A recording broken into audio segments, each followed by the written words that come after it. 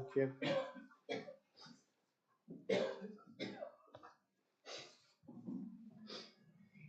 We okay? Right, good morning everybody, ladies and gentlemen. That's a bit loud. I will tell you that we are being live streamed and recorded. So that's up and running now. The emergency evacuation procedure. I know the fire alarm is going to sound at 11, but that's so it can have 2 minutes silence. But there is no official fire alarm going off. But if it does, we will congregate on the lawn in front of the building. Apologies for absence, please. We have apologies from Malcolm Bowes, Jane Harper and Christine Robertson. George DeBoer will be here, but he will be late.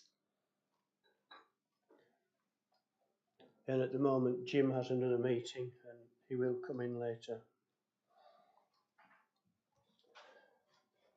Public minutes of the meeting held on 27th of August 24. Has everybody read and digested, and can I sign these as a correct record? Okay. Thank you. Seconded. Thank you very much. Members are reminded it's their responsibility to declare the nature of any personal, prejudicial and or disclosable interest relating to any agenda item immediately prior to its consideration, and are encouraged to complete a written declaration using the form provided. I will also say at this point, as well as later, that we will go into private session on items 20 and 21. If we can move on to item 6, which is external audit, I believe Gavin is online on Teams. Is that correct? Yep, I can see him there at the top of the screen. We'll just bring him up.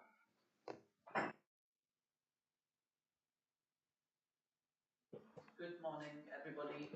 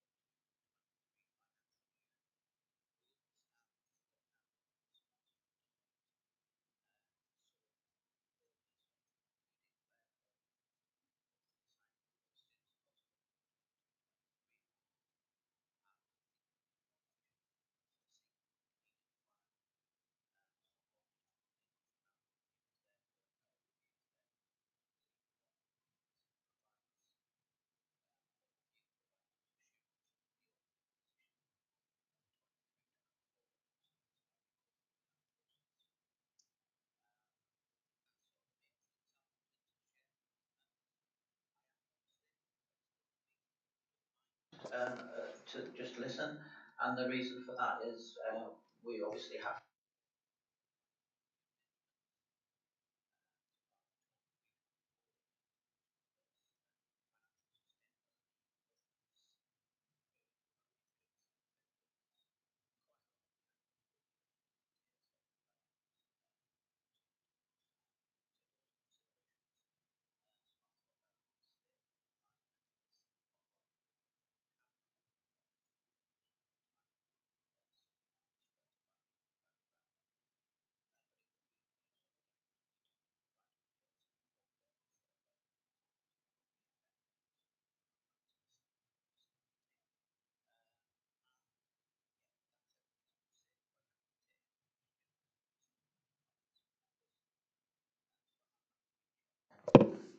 Thank you, Gavin. Have we any comments from members at this time? Go on, Patrick. Quick question. Thank you very much for the update. Do you have any concerns that Deloitte are going to further delay you?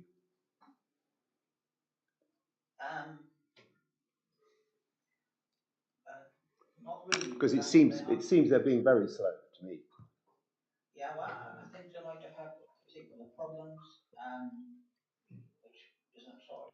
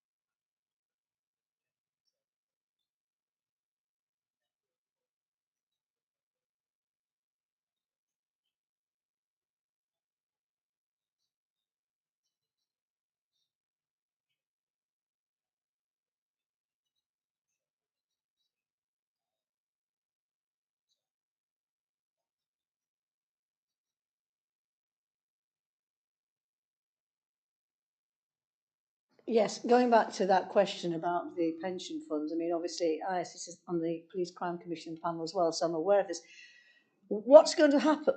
In your opinion, because obviously it's your opinion, I mean, what's going to change to make them get their act together? I mean, what is a problem that we've got, why it's taken so long this time? And obviously, rolling forward, as you made the point, you can't envisage. What do you think is going to make the bigger change? And, you know, is it staffing or is it the inability to do the working time? What's your general opinion on the reason for this delay? Thank you.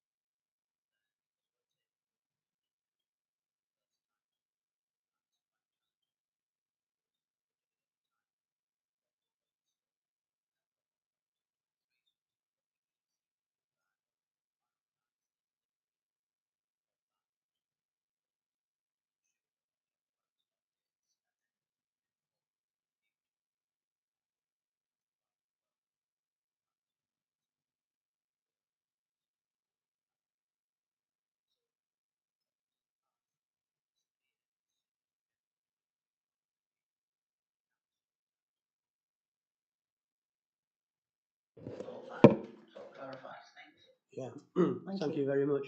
Any more questions for Gavin?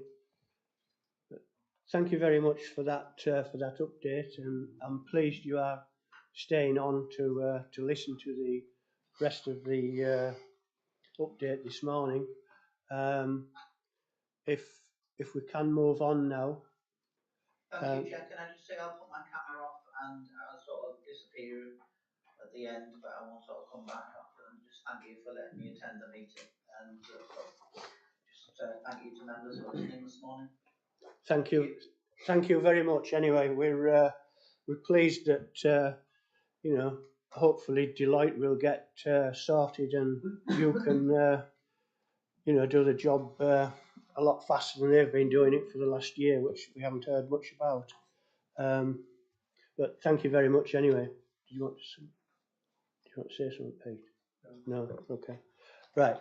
Thank you. If we can move on to item 7, which is the medium-term financial strategy, which that's you, is it, Pete? It is indeed, yeah, thank you, Chair. I've got a presentation to go with this.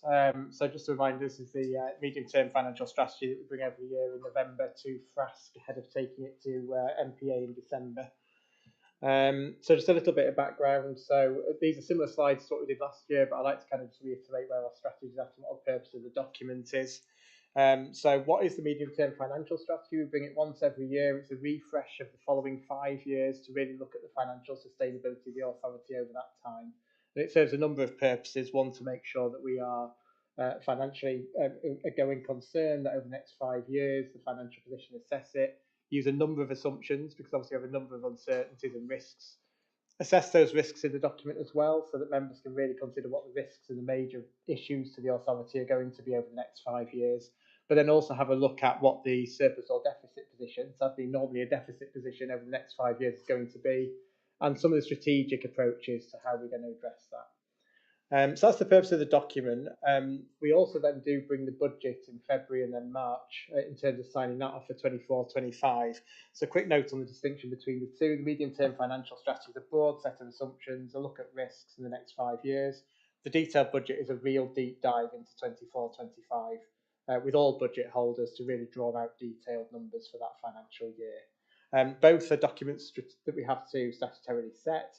And the budget, of course, is the 1 year where we have to approve 1 year before the end of this year ahead of the next financial year starting. And then how does it tie into business plans? So we always just reiterate the fact that the two very much hand in hand. The MTFS underpins the business plan, and every year we have a look at those two together to make sure that the financial position can sustain the business plan position and vice versa. And again, just a reiteration of what our strategy is, and that strategy is to keep growing and remain ambitious, maximising delivery from available resources and making sure that we maximise from everything that we can, and we also generate as much resource as we can as an authority to therefore deliver more. And just a graph that kind of helps to represent that, just over that whole period of time from the beginning of austerity to now, that we've continued to grow as an authority, particularly in the second stages of that.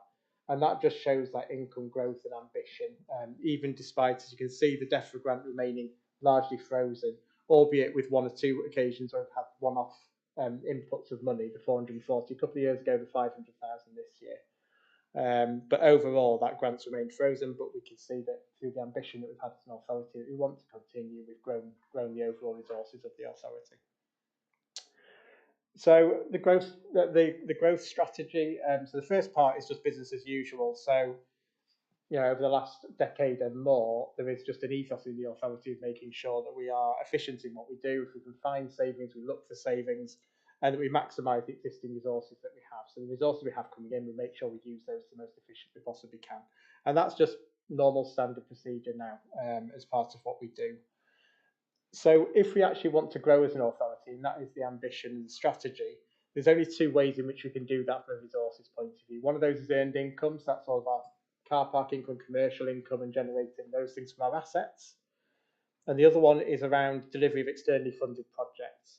And the reality is probably externally funded projects is our really big way to be able to deliver more. So earned income may help to support the core and the core of the authority more. External funding is really where the ability to deliver more on the ground is going to come from and have more resources. But there is a reality of a backstop position, which is if we can't grow our resources more and we can't do that, then there is managed decline as well, which is very much a realistic option, But strategically, and amongst many discussions we've had with members over a couple of years, we're very much looking at that more ambitious growth strategy. In terms of increasing earned income, I think it's always quite good to have a look at where our earned income actually comes from. And you can see car parks is our really big generator, which is no surprise. It also comes with an element of risk each year, which I'm sure we'll come across when we have a look at Q2 after this paper. But you can see how important that is to our earned income. And it is probably the one area that really does generate good margin for the authority to put into all the other activities that we're able to do. Aside from that, you've got planning, which is a fair chunk, which is statutory set fees for planning. Most of that is government set, with the exception of things like pre-application fees that we have the ability to increase ourselves. And then retail. So you can see retail is actually a fair chunk of income, but in reality, we have got some challenges in retail that we do need to address in terms of actually the margins that makes on the bottom line. And then some of the very small areas around our assets. But you can see that a lot of our income actually is asset driven.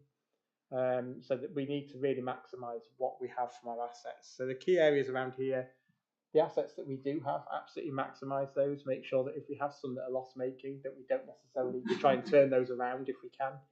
And for those that are profitable, look at ways in which we can make those more so. New initiatives. So as an authority, commercially, we need to look and see if there's any other ways and new things we can bring in, either existing assets or new. Inflating fees, so commercially, if we've got agreements in place, making sure we adhere to those, that we do bring out inflation increases into any agreements that we have. And that includes things like car parking, for example. In the past, we've done car parking only periodically, every sort of 4 or 5 years or so. We committed a couple of years ago to doing it more often to keep in line with inflation, so that's something we should consider. And then commercial ethos, just making sure in the authority we've got that bit more commercial ethos where we do have our assets and our and agreements and things like that we act in an appropriately commercial way. And then on the growing external funding side, that project-driven culture we've talked about many times, that's very much the strategy that we're looking to adopt in terms of being able to deliver more for the national park. But we need to invest in a core that's built to resource that. And we've had that conversation a number of times about that pressure increasing. And one of the good things we are seeing is we're starting to see externally funded projects now starting to introduce more funding for corporate resourcing, recognising the fact that actually it does have a considerable impact on corporate resources where we deliver externally funded projects. So we're seeing a little bit more of that, but that's something we still need to push. Plus make sure that we are built to be able to deliver that and that pressure doesn't get too high. Because if we don't, there's that risk of failure if we don't do that. And it's really the only real option to increase output for the national park. So in terms of resources and our funding resources, this is really the only avenue to actually increase the amount of delivery that we do. So in terms of the paper itself and this medium-term financial strategy, these are a few of the main risks and key financial assumptions that are built into that. And obviously pay inflation is probably the biggest of all. It's our biggest expenditure item. We've got a prediction of 3% in 25-26. So we had 4% in the current year, which is about where the pay award has come through at. And we're expecting that to ease off in line with inflation. But obviously that remains a considerable risk. There's always upward pressure on pay award, particularly with the inflation we've had over the last 2 or 3 years being very substantial. And we don't get to find out about what pay award is until quite often we're well into the financial year. So that does come with a significant risk factor. We've also seen in the recent budget the national insurance change. So that has a significant impact on all employers, including ourselves. So our calculation at this point is about £125,000 impact on the authority, which has been built into the MTFS paper at the last minute, given it was only right at the end of the submission period for papers. But that's what's expected to be the NI change. So one thing I'll say about that, there is reference in the budget to public support for public sector around national insurance, but at the moment there's no further detail on that. So as a matter of just being really prudent and cautious, it's been included for the moment. We'll see in the next couple of weeks what that public sector support might look like. But I know in the past when we have had a national insurance, not of this scale, but a national insurance increase, we also had reference to public support, but that never fed down as far as the national parks. So caution is taken at the moment in this paper. Overhead inflation is included at 2%, so similarly that was 3% last year, coming back down to 2%, and that's that reference to what's expected to be the slowdown of inflation rate. And then DEFRA funding, so we are expecting a flat cash settlement next year. So this year we had an extra £500,000 of funding built in. That's looking like that's going to be one-off, which is what we assumed last year's MTFS as well. So we are expecting flat cash to be back down to the 4.382 million next year. Earned income, so 1.7 million. That's a slight drop off just because of interest. We expect interest rates to drop and therefore our returns to drop as well. So slight drop there, and we haven't got anything in next year at the moment in the MTFS built in for any substantial changes, such as any new facilities being brought on, any car parking changes. There's no car park tariff built into the MTFS position at the moment. That's one of the options around potential mitigation. And in external funding, we're still working at that £2.5 million target until 26-27. But if we want to increase our ambition and our growth, that's a target that we may be looking to push in the next business plan beyond 26-27 if we want to continue to grow. Interest has been capped in the MTFS at 2% on 5 million. You'll see later on in the Treasury paper, cash balances are much higher than that at the moment. But this is taken again a cautious approach, and 2% is the same cap as last year. And that's so that we don't become reliant on what is one-off income. It's becoming quite clear that over a period of years, interest rates will start to recede again. And we don't want to become reliant on a temporary resource of income. So any balance goes into reserves in the MTFS, and that policy has continued into this year. Property, we know there's some big property decisions coming down the line, but property extends beyond just the office accommodation, but also all the rest of our property as well, all of our car park assets and everything that also needs a maintenance programme in our 2 visitor centres. So again, there is a key risk around property, just in terms of making sure that all of our assets are kept up to the level that it should be. There are going to be some investments needed over the next decade.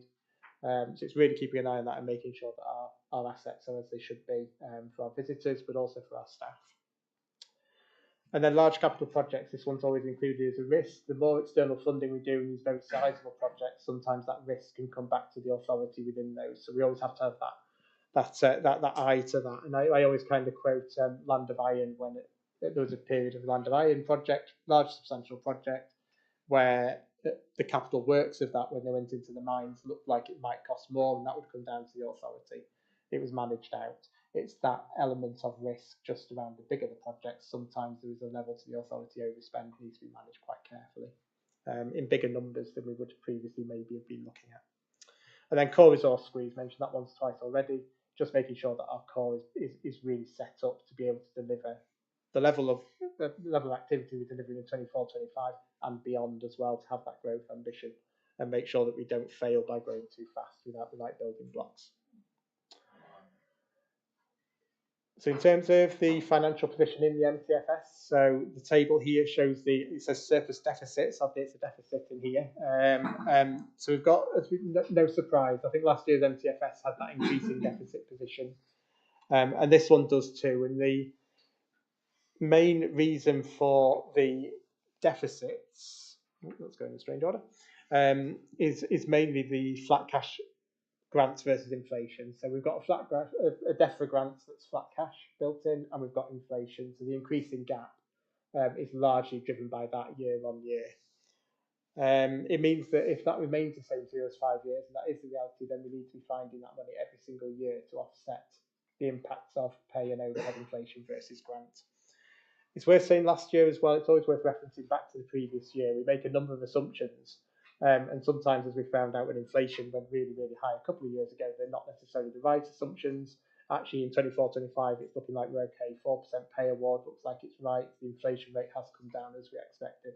So largely speaking, the last year's assumptions are broadly in line with where they should be. The one anomaly to that is utilities, which we said we'd have a 150% increase, and it hasn't been as high as we thought it might be. Worth pointing out as well, there's no generic savings or income targets built in either. So there's nothing like just random targets that we can't hang something on built into this. It's all very much tangible things. And I think that just helps to get a realistic deficit without having sort of unrealistic targets just built into that number. It gives it a realistic baseline for us to work from and be aware of. And external funding growing in the budget, it's likely to increase more. So again, we're probably going to end up at a budget of close to 13 million, I would think, next year. In terms of the authority growing resources and expenditure, indicates that overall, if we don't make strategic changes to the amount we can deliver in external funding, then overall that sort of delivery level of 13-14 million is likely to stagnate around that level. It's higher this year because we've got some backlog from last year in terms of some projects that have increased 24-25 delivery because of delays at the end of 23-24. But I'm expecting that unless we make those strategic changes, delivery will probably flatline at around that 13-14 million mark based on current. And then just a note on reserves, they're all ring-fenced or earmarked, funding deficits through reserves and sustainable. So what are the key deficit drivers and mitigation? So this is the 345,000. You'll recognise that we set a balanced budget with zero on the bottom line. So this is kind of helping to understand what the movement is between 24-25's balanced budget and that 345,000 deficit position next year. So one of the big ones there, national insurance, we've just talked about. We'll see what that public sector support looks like, but that currently is built into the position. We've got pay inflation. So that's pay award inflation on the core post that are DEFRA grant funded. So that's kind of that difference between flat cash, DEFRA settlements, and what we'd expect pay award to look like. Interest, so we are assuming at that 2% on 5 million that we'll see a bit of a drop off in the amount of that capped interest. Overhead inflation, so again, same as before, core spending and overheads. And then vacancy factor. So one of the things we have done is 2 years in a row now, that vacancy factor, we've just not seen the turnover of staff. So we've taken a little level of caution around that to reflect that lower turnover level. And then there's just a balance of a number of other small elements in there. So overall, that's the reason that we've got that 345,000 deficit position at this stage. Prior to this paper, the directors got together to discuss mitigation measures, and about £330,000 worth of potential measures have been identified. It's testament to the fact that this is getting harder and harder every single year to identify the fact that I've not been able to go and it's exactly these things. There is more work needed in the detailed budget picture to really be able to try and crystallise that. So that's something that will come as part of the detailed budget process. But there's a number of areas that we've been looking at. Smarter procurement is one. So there's some areas of procurement where we purchase from multiple suppliers in a way that's maybe not necessarily efficient in how we draw that off. So there's a number of areas of that sort, potentially how we do vehicles and vehicle purchasing as well. So there's a number of areas in procurement where there's potential efficiencies to be made. Utility savings, which I mentioned before, costs actually haven't been as high as the budget was put through, so that's something that we'll be able to make savings on. We're just calculating those at the moment to make sure any estimated bills, things like that, are taken into account. In terms of fee increases, so planning. Planning is the statutory fees, but there is talk at the moment about increasing planning fees. There is a reasonable level of hope around that, but obviously at the moment, similar to the last increase, it's hard to be absolutely sure. So one of the things is certainly about looking at that, how much that might be for the authority and when that might come in. So we expect that might help with part of mitigation. And then car parking fee increases as well. So we've not increased car parking fees for a couple of years. We did say at that point, rather than waiting sort of 5 years to go, we would do it more regular and often to keep in line with inflation. So that's something as well, not built in at the moment, that is there for consideration. Increased funding of core costs through external funding. So this year we had a £40,000 target in for raising funding of our core and corporate costs through external funding options. We've actually we've almost doubled that this year through external funding, but also opportunities with third parties funding part of our expertise and services. So that's something for next year to realistically look at, actually how that landscape's changing, what those opportunities are to help reduce our overall core cost burden. And then savings proposals such as reducing Moore's Messenger in terms of frequency and advertising revenue potentially as well. And then things like postage and printing reductions in terms of adapting how we operate, and vehicle and plant usage as well, and just looking at how efficiently we use all the vehicle and plant that we have amongst the teams that use it. So there's a number of potential proposals as well. So they came to about 330,000 when we did this. National insurance wasn't in there. So the 330,000 actually more than covered the deficit position, so that we had options available. The NI increase built in of 125,000 has increased that 345 number from 220 up to that number. So that's obviously had an impact in terms of that deficit position and more work needing to be done. So in conclusion, MTFS indicates a deficit of 345,000 in 25-26, and then increases each year based on that core grant versus pay and overhead inflation. Mitigation plan needs more work in the detailed budget process. As I've said before, it is getting harder. We have successfully mitigated every year so far, but each year now it is becoming harder and those options to take become more and more challenging. We've got no certainty on pay awards and core grants. It makes forward planning really challenging because they're two of our biggest numbers. So the lack of certainty sometimes makes beyond year one, even into year one, but beyond year one as well, makes actually long-term and mid-term planning very difficult. The way to continue the growth and maximising resources for the national parks to grow overall resources, the two do go hand in hand, but forging strong partnerships with others as well is really key, because we don't always have to deliver everything, but we can really influence others to help deliver more. And then building our reputation as an excellent partner as well. So the more and more we build our reputation as being a brilliant deliverer and partner for projects, the more people want to partner with us, and we bring that reputation to the fore. And then project delivery increases outcomes, maximises leverage on core resources. But the core resources have got to be sufficient to be able to deliver it. So that's just that point again about we have to make sure we've got the building blocks to be able to deliver the bigger strategy that we want to deliver. And that's going to be part of the challenge. And then earned income growth, that helps support the core. So we need to look at options around that commercial income and potentially new opportunities as well to really help support that gap at the top from growing. And prioritisation of use of the core resources is essential. So ultimately, we have a business plan, we're delivering lots of things, we have to really make sure that we prioritise those core resources and DEFRA funded to be able to leverage for the maximum that we can. And again, not growing resources means you manage decline, and that is a real option, but at the moment, members and strategy days have very much wanted to go with that growth agenda, and officers very much keen to do that too. And then just a reminder on next steps. So this is the draft strategy, comes to FRASC every year ahead of going to NPA for formal approval. And then the detailed budget proposals come to FRASC in February, again in draft form, ready to final sign off at NPA.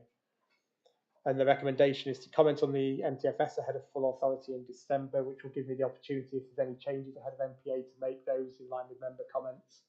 And also for FRASC to help inform NPA next month. Thanks, Pete. Oh, sorry. Yes, thanks, Pete. Any comments, David? Thank you, Chairman. For me, the whole crux of the report, excellent report by Pete, is in paragraph 3.2, when he spells out the prospect of the authority becoming more project-based. I think the structure that he's outlined there, brand profiling, reputation, partnership working and providing good service and investing in our people.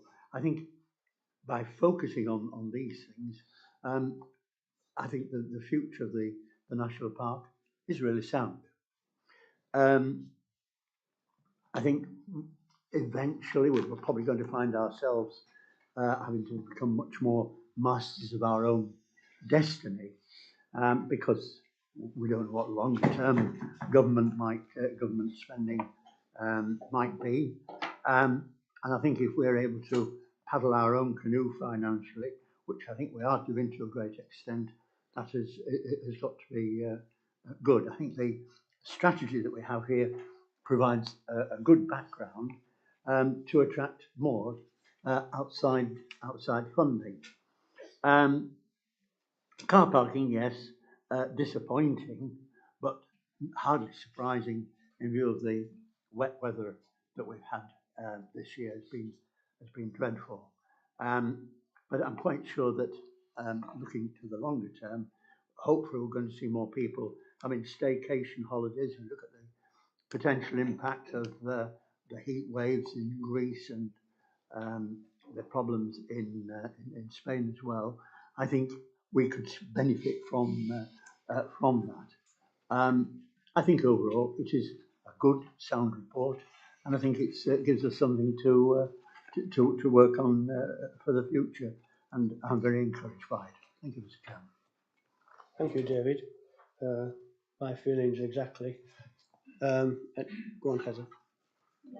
I think David's put that absolutely correct. I mean, one of the problems, which we'll probably talk about later, is external funding. I mean, it's a big part of what our income.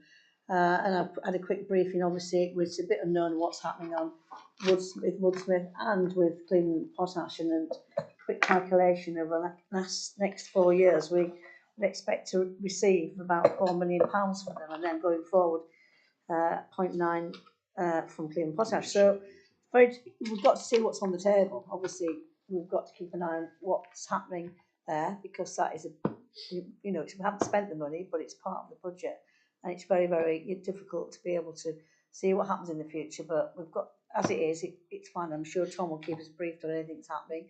Obviously, we don't rely on it, but we use it in different ways. It's part of what we do, and as David said, we've got to keep doing the core things. But regarding, it's a very big part of what we have in our budget, really. Thank you. Thanks. I would second David's proposal. Thank you. Yeah. Any more comments on John? Thank you, Chair, and thanks Pete and the team for producing this this report, which provides clarity going forward. I certainly appreciate the work that's gone into producing this budget. It outlines the significant challenges that lay ahead for us, but I think these are challenges that we can have a certain level of optimism about. It would be easy to read into this report that the baseline is doom and gloom, but it's not. There are opportunities there for us to exploit. I'm certainly keen to know more about the mitigating effects that officers have for the 25-26 round of negotiations. And although probably it's not for discussion at the moment, the challenges that Heather has outlined will have an impact on further reports as well. But like I said, this report provides us with clarity. So thanks very much. Thank you, John. George? Thank you, Chair. I do apologise for arriving a bit late. Thank you, Chair. I do apologise for arriving a little bit late. I had to attend the meeting of the Internal Drainage Board, and just came here straight after that. And on the way here, actually, I was able to listen to this discussion via YouTube, along with 3 other people who were viewing it at the same time, and which was helpful. But it reminded me how important it is to speak directly into the microphone, because once you don't do that, it's very difficult for members to hear. Thank you, Pete, for preparing the report, and for also managing to produce it in a very tight frame after the budget. That was not very easy, presumably, with a tight deadline for the papers to be published more than a week before the date of the meeting. On the way here, I was struck by you saying how increasingly difficult it's going to be to find savings going forward. And I think that is what actually the key thing that I want to touch on, because we've got to think outside the box. We've got to try to find ways that might not be usual for us, or historically things that we have not done in the past. And sometimes that involves difficult decisions. And I think on this note, I just want to thank again the team for producing the report, and to keep our mind open to the possibilities that we can have in terms of either increasing revenues or cutting costs. Both will include difficult decisions, but we've got to keep thinking and innovating and being creative and leading in that way. Thank you, George. Any more comments for Pete on this report? Could I just ask 2, small questions? If we have a 0.25% reduction of interest rates, how much does that affect us? So in terms of the NPFS, it actually wouldn't. Sorry, following up from George saying we should have our microphones on, and I got to put it on. So in terms of the MTFS position, it wouldn't change it because we capped the interest to make sure that we don't rely on it actually. So it's capped at 2% for that reason. So that if we do see drops in that interest rate going faster, it will reduce the amount that we take to reserves, but it won't reduce the amount we're relying on within the revenue budget, which is capped at 2%. So in terms of the exact value of a 0.25%, I'm not sure. There is sensitivity analysis in the paper. But in terms of not building it into the MTFS, that's kind of the reason really. So that if we built it in, say for example, where it is at the moment at 4.75, and then next year we had a lot of cuts, we'd suddenly have a lot of money to find, and we're building a revenue budget based on money that is very temporary. So for that reason, we don't build it in, but it would reduce the amount that goes to reserves. Oh yeah. Thank you. And the other one was, do we pay the like 2 or 3% increase in salaries, wages from March, April, or do we wait till we get full knowledge of what it is, like in August, September time? So it depends whether or not there is sometimes a local government offer on the table. So in 24-25. In 24-25, the local government offer was on the table before the financial year started. So we were aware of what the proposal was. It's then taken until now because the unions were discussing that and debating whether or not to accept that. So that's why it's taken as long to come in. But this year, because that local government offer was on the table, we were able to pay that early to staff, and then just say if it comes through higher because of union action, we will pay higher, and we'll follow that and back pay. But in previous years, when we don't have any idea what that offer is going to be from government before the 1st of April, we've not been able to do that, and that puts us in a harder position. I'm happy to bring Ian in, who I know has got his hand up, so I know he looks after this area in particular. Thank you, Ian. Thanks, Chair.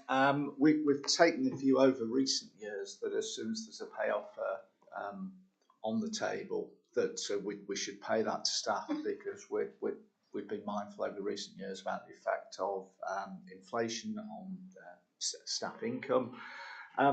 And actually, it's really well received by staff. And there are issues for a number of our staff if we don't pay the pay award till 6 months later. So those who have got a variety of benefits or on student loans are adversely affected by a big lump of money coming six months late. So it makes no tangible difference to our budgeting, but it does make a difference to our staff. And as I said, it's been a real strong motivator, and staff recognise that we don't have to do this, and I'm very pleased that as a management group we decided that that's the way we'd like to act when we're able to. Thank you, Ian. Yeah, so I mean, two general remarks I want to make on this, and Pete's excellent and clear paper as always. I think the first is on the national insurance decision coming out of the budget. We're all aware there's an awful lot of concern around that expressed by small and medium-sized businesses and others, but also by local authorities as well. And we certainly made representations by DEFRA as our sponsoring department for some degree of relief from the impacts it will have. And although in our case we may not be too far away from bridging the deficit, and I remain ever the optimist, there is still a gap that we need to cover. In the case of some national park authorities, that gap is likely to be significantly wider. So it's a really big issue for us, and I wouldn't want anybody to underestimate that. I think the second is, again, I do remain an optimist and really positive about our ability to kind of continue to grow and develop the authority to deliver more public benefit in terms of our work. But it does depend to some extent on the outcome of the comprehensive spending review, the process for which is in effect started with the conclusion of the budget for next year. So we're expecting the comprehensive spending review for the period from 2026 to 2029 to conclude in March of next year. Having endured the kind of sustained impact of flat cash, in effect deflationary settlements for national park authorities over the course of the last 7 or 8 years, it's going to be absolutely essential that we do see some uplift out of the CSR. We won't know in terms of next year and the budget for next year whether there's any implications out of departmental planning within DEFRA, but I think our on the basis that we've been prudent and conservative in our planning, we have to plan on the basis that we'll continue in that position for next year. But certainly, it's going to be really important, I think, for as well as looking for those opportunities to innovate, find savings or generate income where we can. Our ability to ultimately service the kind of public services that we deliver is dependent on that core income. Thank you. Any more comments for Pete? Thank you very much. There was just one thought I had. I don't know whether this is the time or it isn't. The Danby Centre car park has increased due to the playground going in. I know that's a big playground project, but is there a chance we could put a small playground in some other of the car parks to make it more attractive to people coming into park as well as going elsewhere? Young families do like some attraction for the kids to go on. It was just something that stood out when we saw the position of different car parks as to how much reduction there'd been. It was a possibility, but I don't know whether it is a possibility or not. But is there any chance of something like that happening? Certainly in terms of innovation around car parks in particular, there's quite a lot of work going on at the moment. So I don't know specifically around play areas. Some of that will come down to how much actually capacity there is in terms of the area of the car parks. But we've already had quite a lot of innovation around places like Newton and Devosbury, where we've increased the footprint of Newton and Devosbury, increased the facilities and updated the facilities there as well, and the signage. The various signage projects we've got to really kind of help to update the car parks and make them look better. Relining works as well. So there's a lot of that going on, and looking at innovation around how car parks operate and what operates from there to increase both footfall but also length of stay there as well. So all those things are in consideration in terms of play areas. That I'm sure would be one of them if there's things that can bring people into those areas more and provide more facilities from those car parks for a full day. So I'm sure that's part of project thinking and innovative thinking. Can't answer that one specifically, but certainly generally yes, absolutely. Thanks, Pete. Any more comments? Thank you very much for that brilliant mid-term financial strategy report. The recommendation members comment on the mid-term financial strategy ahead of full authority in December. All happy? Thank you very much. If we move on. Okay. Item 8, the financial update. That's you again, Pete, is it, please? Yeah. Thanks again, Chair. So no presentation with this one, so just a few notes to pick up from the report. The forecast surplus at the end of the year is about 23,000, which is up marginally from Q1.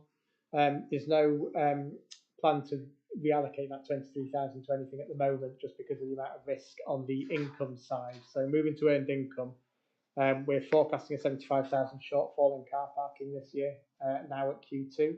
So at Q1 we flagged that April and May performance in particular were poor, but we would wait until the summer was complete before looking at a forecast position. So a forecast of 75,000 has been taken. That is probably quite cautious in terms of a worst case, maybe, I think, at the moment. But I think it's quite prudent to do that at Q2 and make sure that we do have that covered. In terms of car parks, only Danby at the moment is up. All of the car parks are down. So Danby, I think that's testament to the play area, the success of that, and the developments at Danby over the course of this year. And then the other one to mention is planning. So we're forecasting a 40,000 shortfall. That one in itself might look odd because we're actually up at the half year, but that's because we've had some large applications in the first half of the year. Our budget is predicated on not having large applications because they're completely unpredictable. So we are seeing that underlying smaller applications, either value per application, reducing at the moment. As such, the second half of the year has been taken with some caution. So there's a £40,000 adverse variance in there. The other one to note in there, income initiatives is up, and that's, I mentioned earlier about external funding some of our core resources, but also being able to use some of our expertise in functions for third parties to pay for those and bring income into the authority. And that's higher than we had budgeted, so that's helping to offset. There's no budget, no forecast at the moment on retail.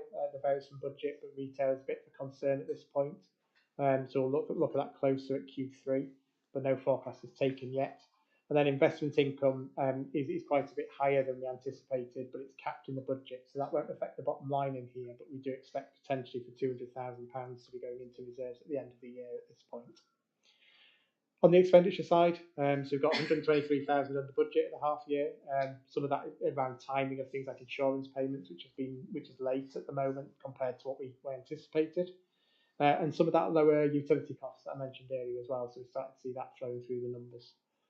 And then in terms of a savings in expenditure for this year, power is part of that, but it is reduced by maintenance costs. Maintenance costs are always fairly unpredictable. They can be up and down, depending how much needs doing in a year in terms of reactive maintenance. That is a little bit higher, so it's effectively a buy-in between power and maintenance to help deliver those. And then vacancy factor, so we're definitely going to have a shortfall this year. We're not seeing the turnover in core funded staff. So again, a reduction has been put in for that. A note on the 500k DEFRA project, so there's an appendix to cover those specifically. All progressing very well.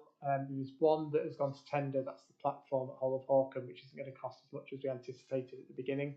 So initially it was based on the cost of delivering Cawthorne Camp platform, but actually it's going to be less than that. So that's been reallocated to help with Sutton Bank heating systems. And then section 106, so carry forward budget on Woodsmith is expected to continue to reduce. So at the end of the year, that carry forward we had at the beginning of the year, we'll be basically overspending the in-year allocation on Woodsmith, with almost all areas spending more than the in-year, so starting to get into that kind of back position. Slightly behind at the half year on things like core policy D, but the second half of the pipeline looks very positive, and a lot of the work's happened in the second half of the year in any case. And tourism, which is already catching up with its spend in Q3. And then Bulby, there is a risk of an unspend in the year, so the paper notes the fact that we'll have a look at that at Q3. Most works are in the second half of the year, so Woodland, Peatland, a lot of that delivery is in the second half of the year in any case, so costs are low in the first half. But there is quite a high forecast position in here at Q2 in terms of the spend expected in that year, in this financial year. We'll just be looking at that. That might well come down, but that doesn't present any risks. It's just the nature of the delivery. External funding, so we now have a full appendix in there with all of our projects of £50,000 and more, so you'd be able to see progress against all those projects financially. The key one here is in Q1 we flagged that the Restore project was likely to not go through, not continue on the basis of funding and timing issues in delivery. So that is the case. So that project has now been pulled. So there's a change in the forecast position in terms of reducing that, pulling it out of the budget position as well. So there's a reduction in the overall external funding delivery this year. RYE is on target to deliver. So RYE Vitalise project, you remember from last year, there was a bit of slippage at the end of last year. And we noted in particular that the Peatland projects both are due to end at the end of this year and therefore presented a risk. RYE Vitalise very much on target to finish by the end of this year. The Peatland project does have an extension into 25-26, but the vast majority of work is still expected to be delivered this year. But it does de-risk that a little bit. All of the works on Peatland will be through Q3 and Q4 this year, right up to the end of that project. So given that it can be weather affected and things in delivery, it just helps to de-risk that, the fact that the extension is there, but the ambition is still to deliver as much as possible in this year. Active travel and generation green budgets have now been added to that appendix, so they weren't there in Q1, they're new projects built in. And then finally, just a note on finance system project, which is undertaking. It's not in the paper, but just an update on that we have now signed to Access Financials to help deliver our finance system, and that project will be kicking off soon.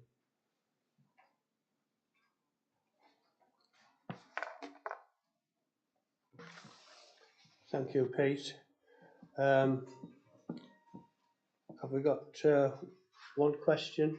We are just coming up to 11 o'clock. Heather? might not be time actually, but yeah, we're getting up there, aren't we?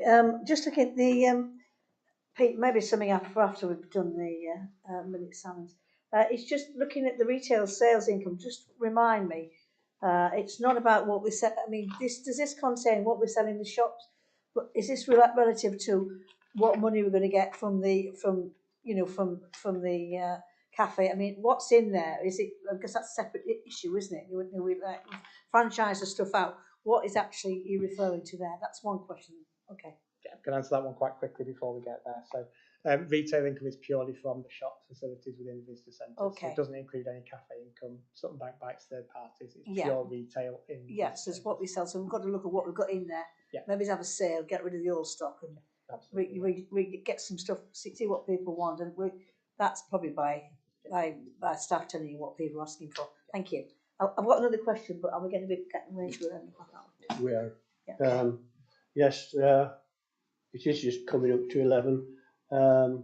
If we could stand for the 2 minutes silence. Have we got on there? Have we got on our phones? There'll be fire alarm. Oh, I see. Yeah, that's right. Yeah. But did you want to ask your question, Helen? Well, I'll wait because it's Okay. We will have a short break after the 2 minutes silence just to reflect on going forward.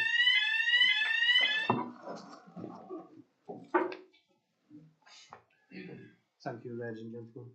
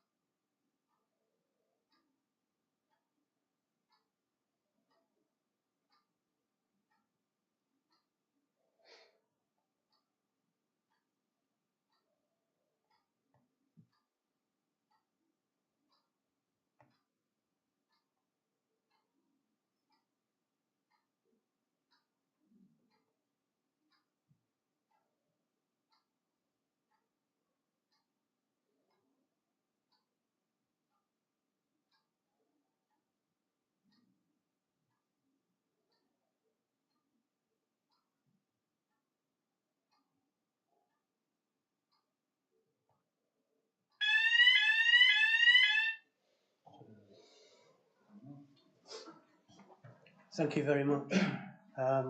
We will have a short break at the moment just to reflect on what our forefathers and more so some of our own families gave for us to be here today. And I know looking at some of the ladies and gentlemen at the Albert Hall we saw it last night, it was Saturday night. Those ladies and gentlemen are of a substantial age now, and my mother was 97 a couple of years ago, but she was only 11 when war broke out, and she can remember some of what was going on, but they've been through a hell of a lot, those people, and need all the recognition we can give them. But thank you very much. If can we put? Pardon? It's the poor beggars that are in the middle of it now that money's being on. Absolutely. Can we turn live streaming off for a couple of minutes? and then Just we'll pause it, carry Judith, on. if you can, just for a couple of minutes while we have a short comfort break.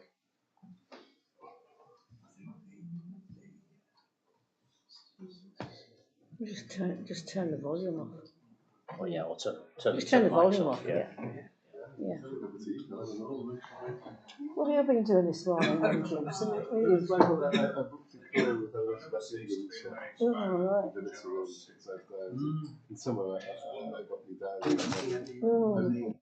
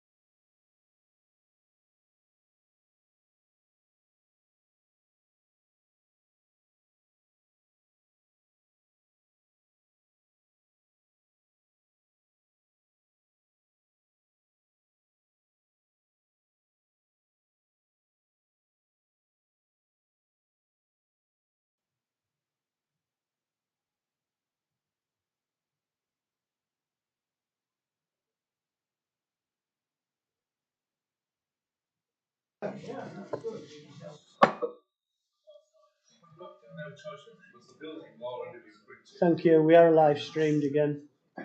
Thank you. Yes. No, Heather was asking a question, but I was not back yet. Anyone else got a question before?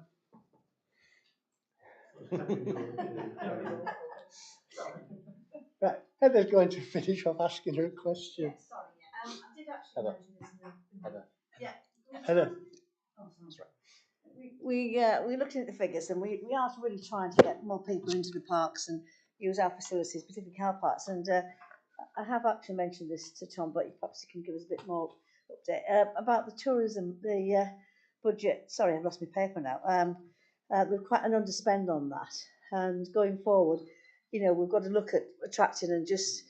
I think Tom's already in discussions with different people about this, but just be aware that North Yorkshire Council have now gone ahead with a tourism strategy, and it'd be good if we could, at some stage, possibly link into them. I mean, I'm not going to go on about my particular area, but there's a Captain Cook's, particularly great link to that side of the park, so that way, it'd be good if we could work together on this and joint, whether it's a trail, well, everywhere, even to do with the heritage trails and things. I think George mentioned briefly in a meeting the other day about to do with your church, your walks and things like that. I mean, this needs promoting. It's about car parks, but it's about getting people in here. So, Tom, I mean, how far down the line? Why are we so sort of underspent on that particular budget? I'm sorry, I can't find the figures. Sorry. No, there's two things here. So one is the performance in relation to budget, and the second is the wider kind of developments in relation to tourism marketing within North Yorkshire. So on the first point, I mean, Katrina's not here, but my understanding is partly this is related to the Bowlby Section 106, which is focused on tourism promotion and working with tourism businesses around states. And part of the reason there is we had a change of some change in personnel, which meant that we had a little bit of a gap in terms of expenditure in that particular area. We have somebody now in post who's been in that role for I think about 3 months now, and therefore starting to get up to speed. But there's inevitably a little bit of a lag effect in terms of moving that expenditure forward. I think in terms of the given that in essence nearly all of our tourism marketing activity is funded through Section 106 funding. As far as I'm aware, in relation to the Woodsmith Section 106, that's all in play. And the funding for this financial year is committed around the destination, the marketing plan that we have largely through the autumn and winter months. And we gave a bit of an update to the Recreational Wellbeing Forum last week about the plans around that. So other than the Bowlby Section 106, I'm not aware of any particular delays, at least in this financial year, relating to our tourism marketing. More broadly, yes, we are aware of the creation of Visit North Yorkshire, and we were involved representing the national parks in North Yorkshire through Katrina as part of the working group, looking both at that and the creation of a destination marketing plan for North Yorkshire, which we had something to input into, responded to the consultation on. Again, gave a brief update to the Recreational Wellbeing Forum last week around that. I think the destination management plan rightly draws attention to the important role of protected landscapes. And 4 million visitors, 40 million visitors a year come to North Yorkshire. About a quarter of those come to the North York Moors. So when you add the 2 national parks together, that's a significant part of both the tourism visits in the region and also the income that's generated from it as well. So we have a really important role to play in relation to tourism, and we'll be, I'm sure, in discussion with the North Yorkshire Council as that body progresses, and the new what we call local visitor economy partnership, which will manage tourism marketing across York and North Yorkshire, which is part of the Dubois review of a couple of years ago. Thanks, Tom. George. Thank you, Chair. Just to highlight the point that Heather made, the walk I mentioned last week is the St. Eldred's Pilgrim Walk, and Joel is very much aware of it as well, because the launch was quite successful, and I highlighted it at the meeting last week with the North Yorkshire Council as an example of something that could be promoted to encourage tourism, more visitors coming to this beautiful part of the country. Sorry, thank you. Any more? Oh, go on, Patrick, please. Quick question, Pete. Could you clarify something, because it's such an important part of our future, and I'm sure there's an obvious answer. Just in your excellent paper, I support what others said, David and others, your midterm financial strategy. The income target for external grants is 2.5 million. But here on Appendix 2 in this paper, that the annual budget for external grants is at 4.847. What's the difference between those two? Is that the Section 106 funding, or why is the difference? It's just actually because we've got so much activity this year, and farming and protected landscapes is a part of that as well. But why is it? Surely the budget would have been 2.5. You're not budgeting 4.8 million. We have, so every year that might change depending on the amount of activity that we have going through. So 2.5 million is a target for the amount each year of expenditure against external funding that we'd like to see. That target, not budget. Target as part of the business plan. So that was at that time that it was set at the beginning of the business plan a couple of years ago. That was quite a step up from where we were before. As it is, we've seen a lot of growth in that. So we're seeing over the last 2-3 years, actually, we've blown that target out of the water in the last couple of years. Part of that is FIPL. So farming protected landscapes is about 1.23 million this year, I think. And next year, 25-26, that comes out for the most part, apart from a very small amount. So if you take that element out, so that brings you down to about 3.5 or so, 3.6 this year.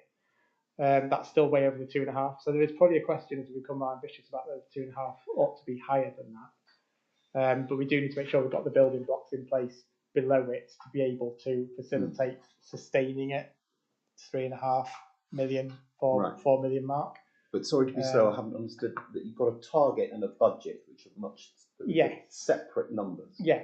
So I know Tom wants to come in as well. Right. I just haven't followed that. No, so in really simple terms, under the last business plan period, we had a target to grow external funding to 1.5 million.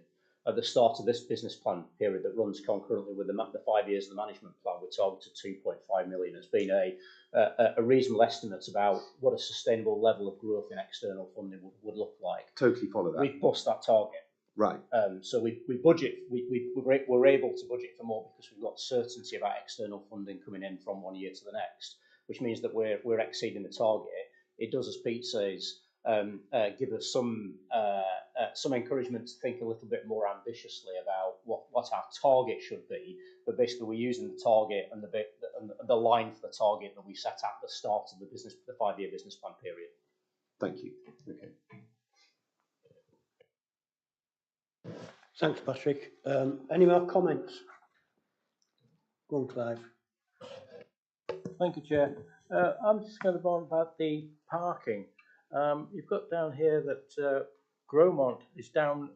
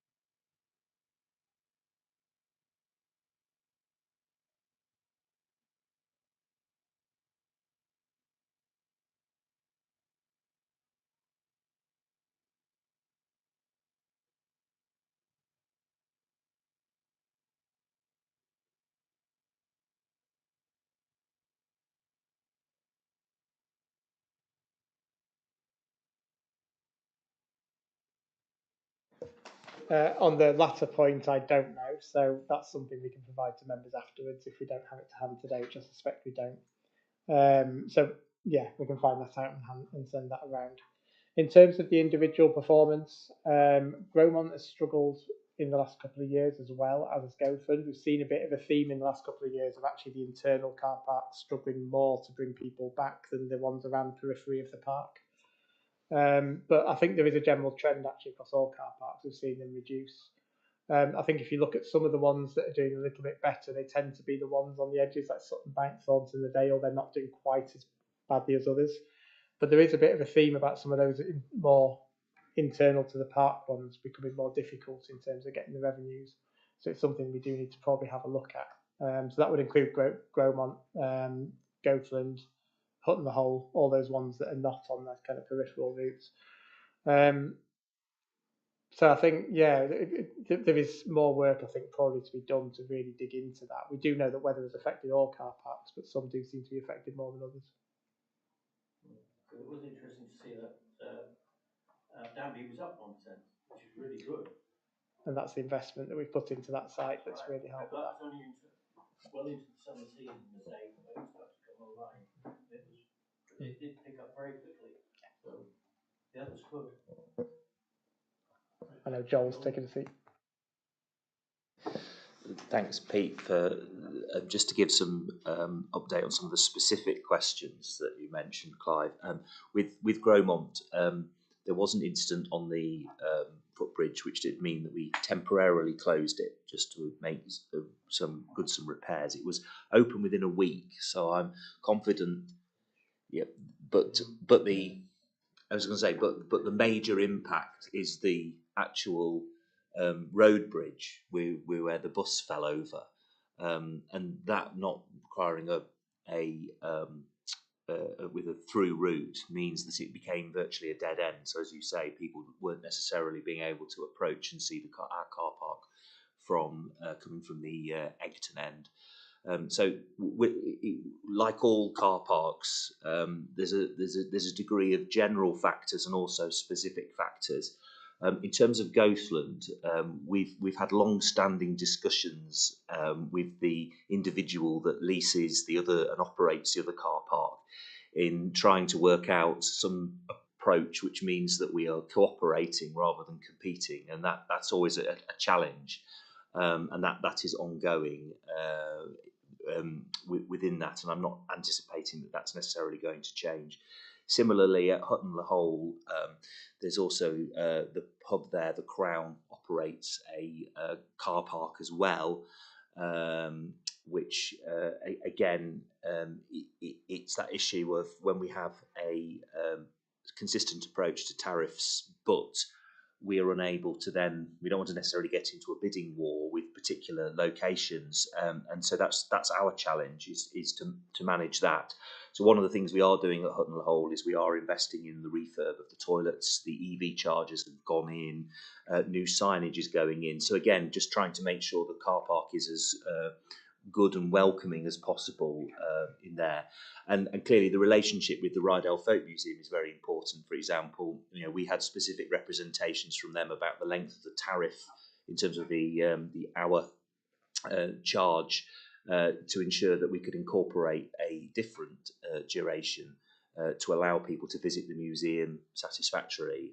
So again, it shows that there is a certain degree of flexibility we can bring in certain locations, and we'll continue to do that.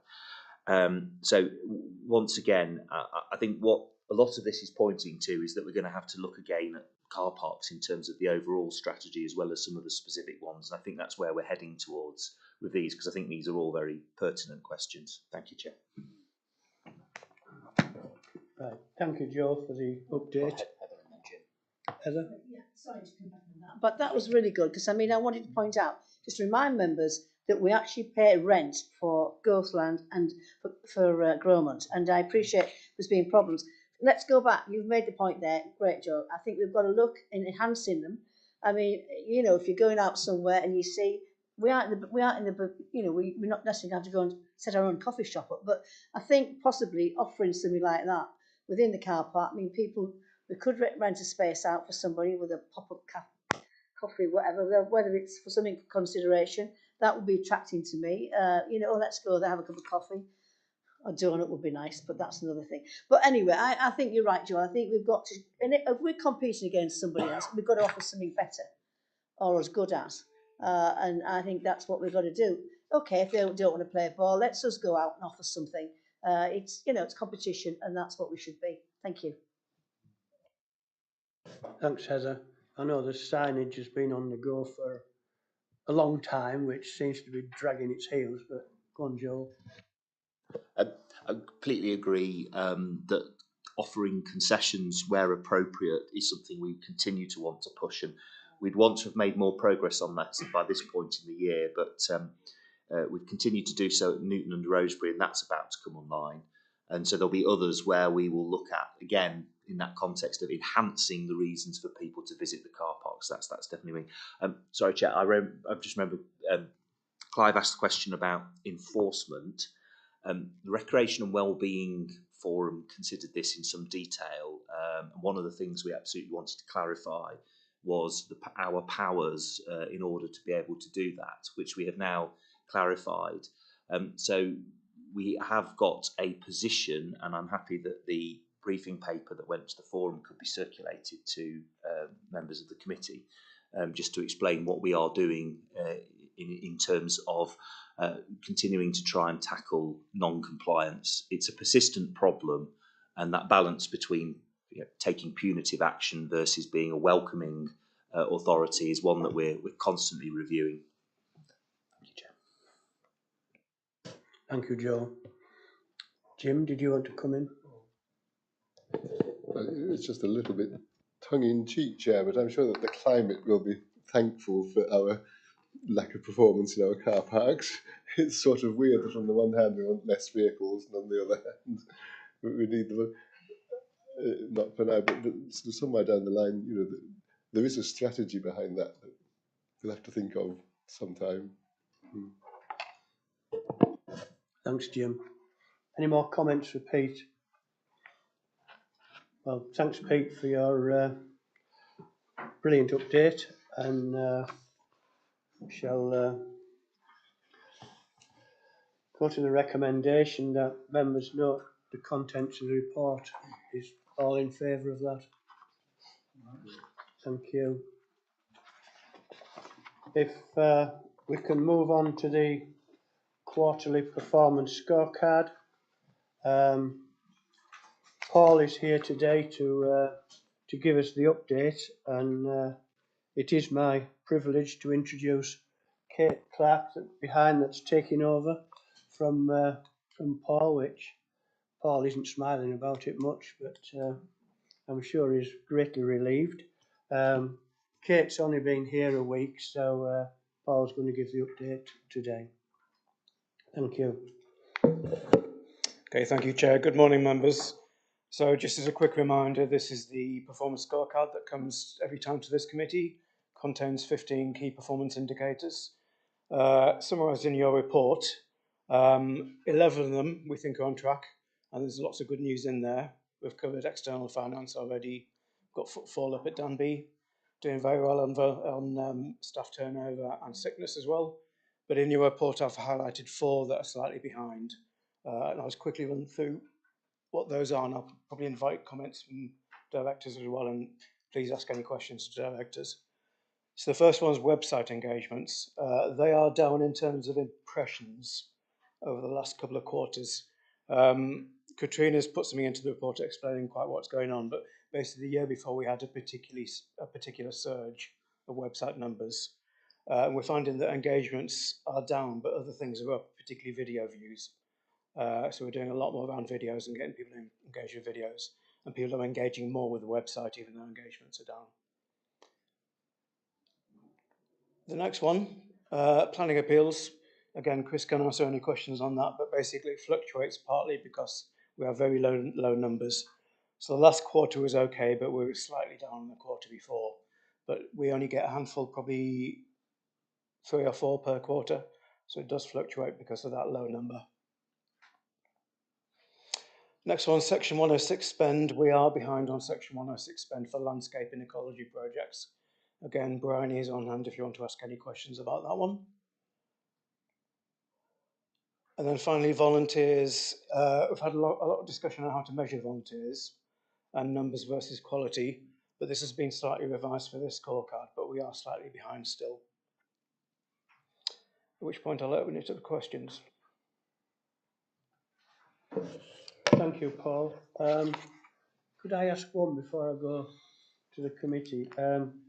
What are impressions?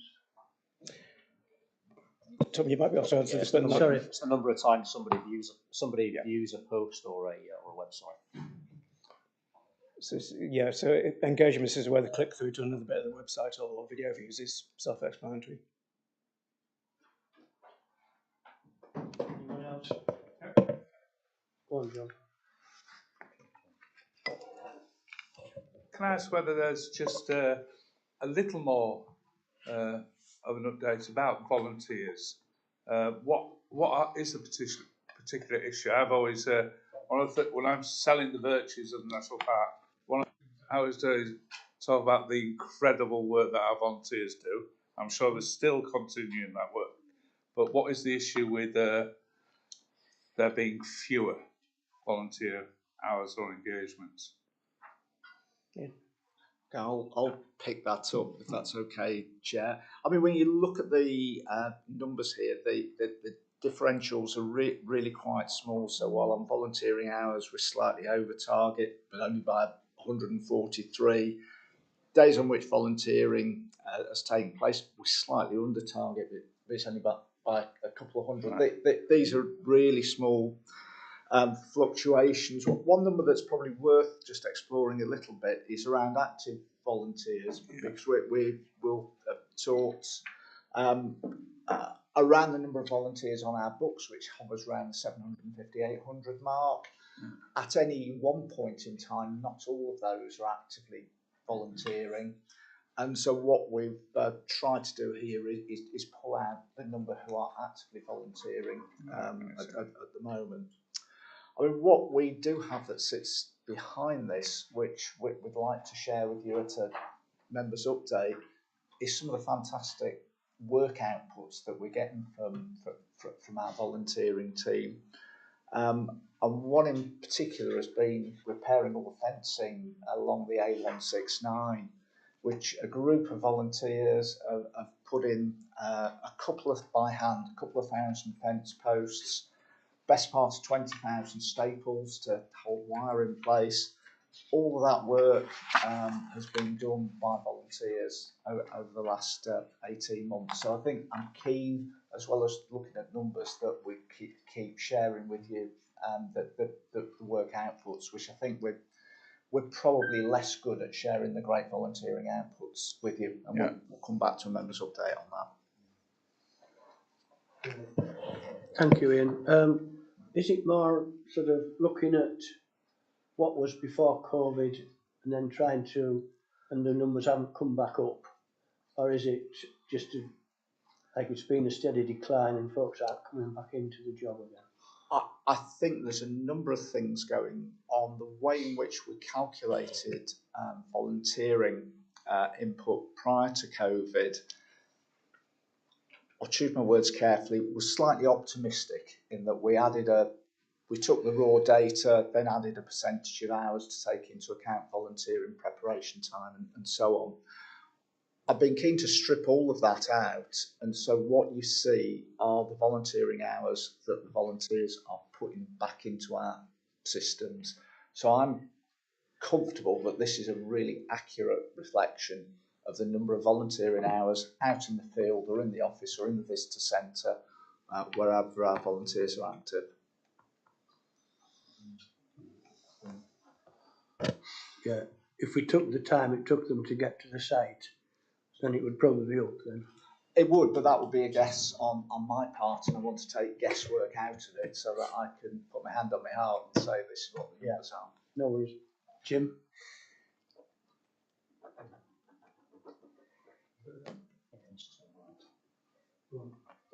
That's it. Yeah. I was just thanks to John for raising that, because I was going to say the same thing. You know, health and well-being output and volunteering are inextricably linked, and if you do one, you get the other. Visitors too. I was looking at the social return on investment work that we did 6 years ago this morning, and so it's a bit of a no-brainer, really. I forget, it might have been the national park or something else. I was talking to young people who were saying increasingly, young people are keen to get together doing activities like runs or active stuff as opposed to maybe traditionally going to the student bar or what they do. So I just wonder if you could have a real push in our volunteering recruitment, maybe with our youth voice people or something like that, to really target young people into volunteering. And just to have a look at what we're offering, because I think it's such a crucial part of gaining both our second purpose and our output in health and well-being. Visitors and volunteers are exactly that, and I really think that it doesn't happen for nothing. Volunteering takes work. It takes personal interface. It requires advocates and people to say thank you and celebrations and all that stuff. But it's a win-win, isn't it? We get the work, they get the benefit. So, I really think I hope we do hit our target. I hope our target's increasing in future. Thank you, Jim. George? I think you know. Thank you, George. I was just going to say we're due to come back to members early next year with a review of the current volunteering strategy and some suggestions as we start to work up the next volunteering strategy. So those comments about young people are timely, and we'll make sure we include those. Thank you, Chair. I'm just going to go back to the engagement online, because obviously the increase in the video views has been quite impressive. And by the way, actually, the number of people watching the meeting has increased already by 50% to 5 people.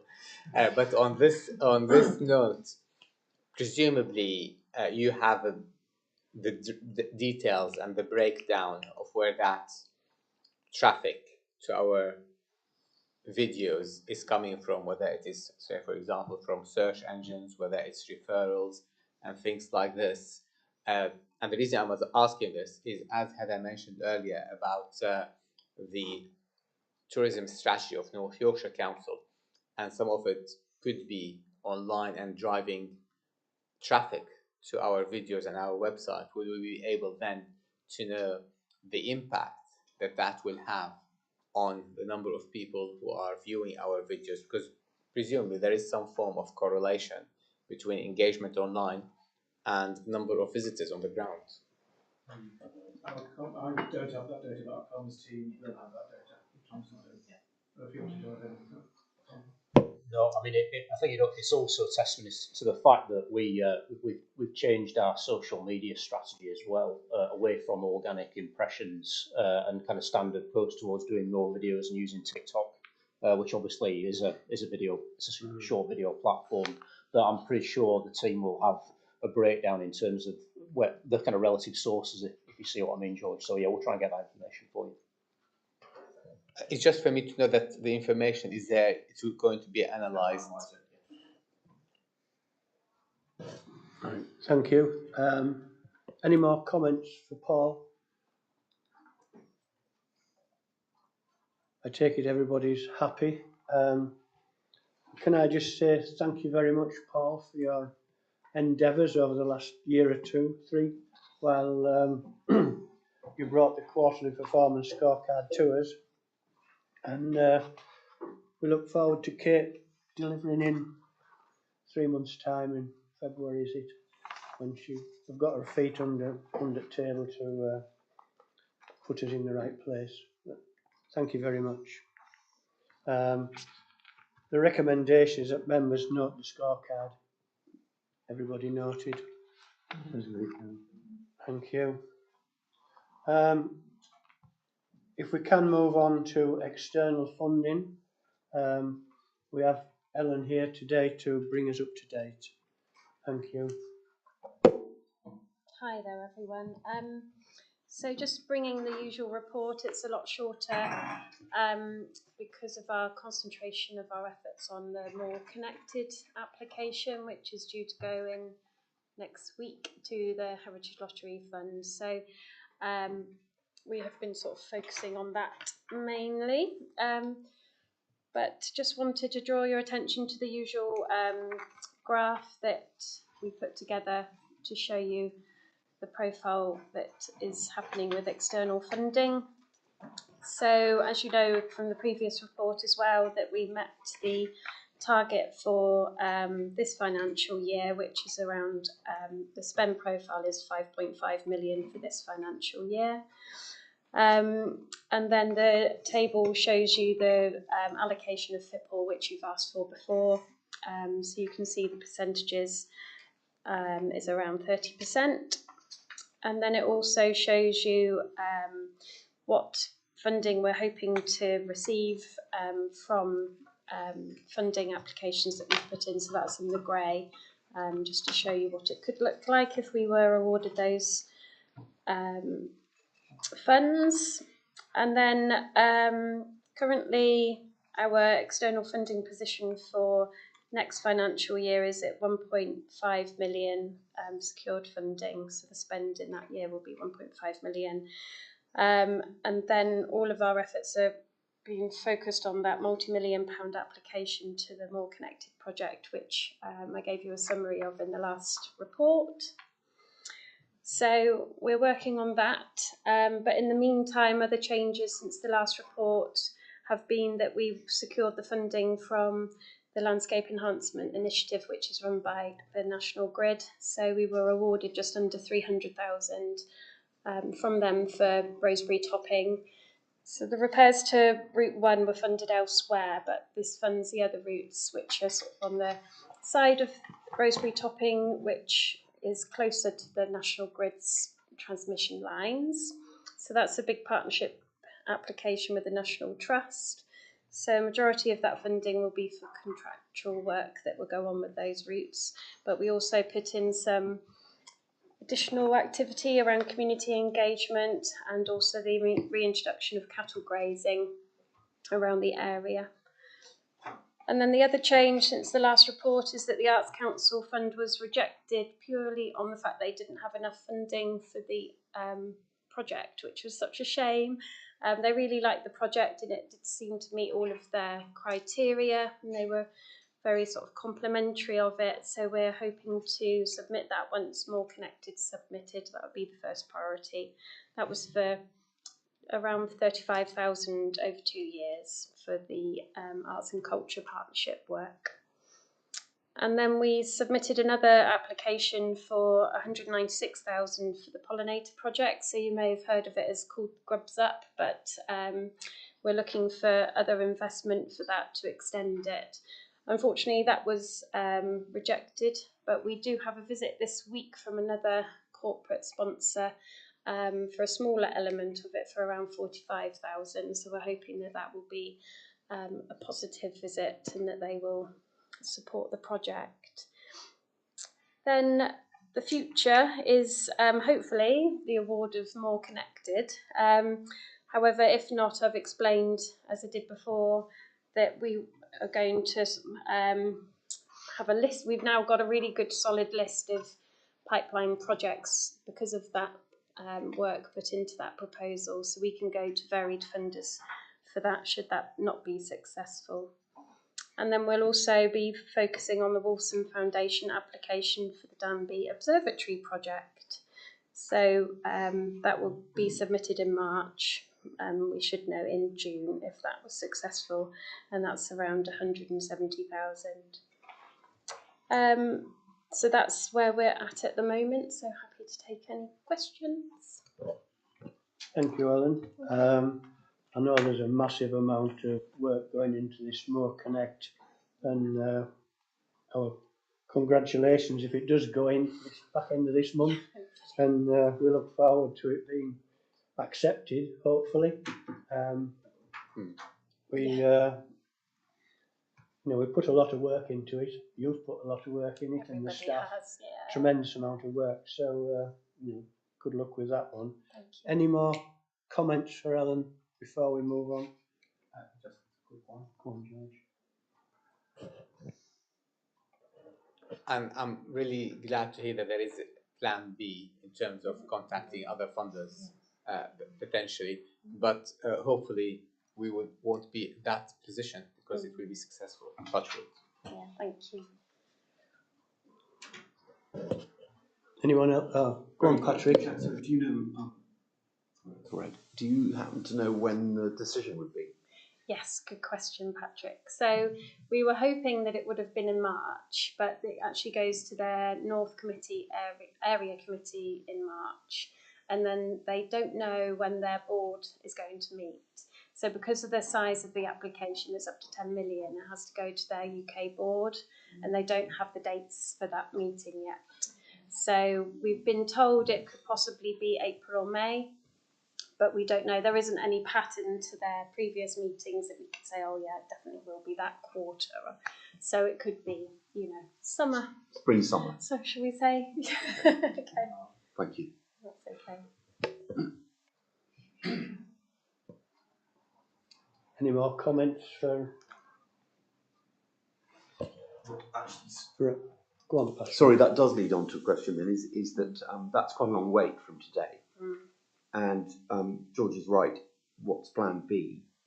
To be told no in, let's say, May, June, because it would probably be that, that's a long wait for you to then start applying for other grants. So should you be doing backup applications?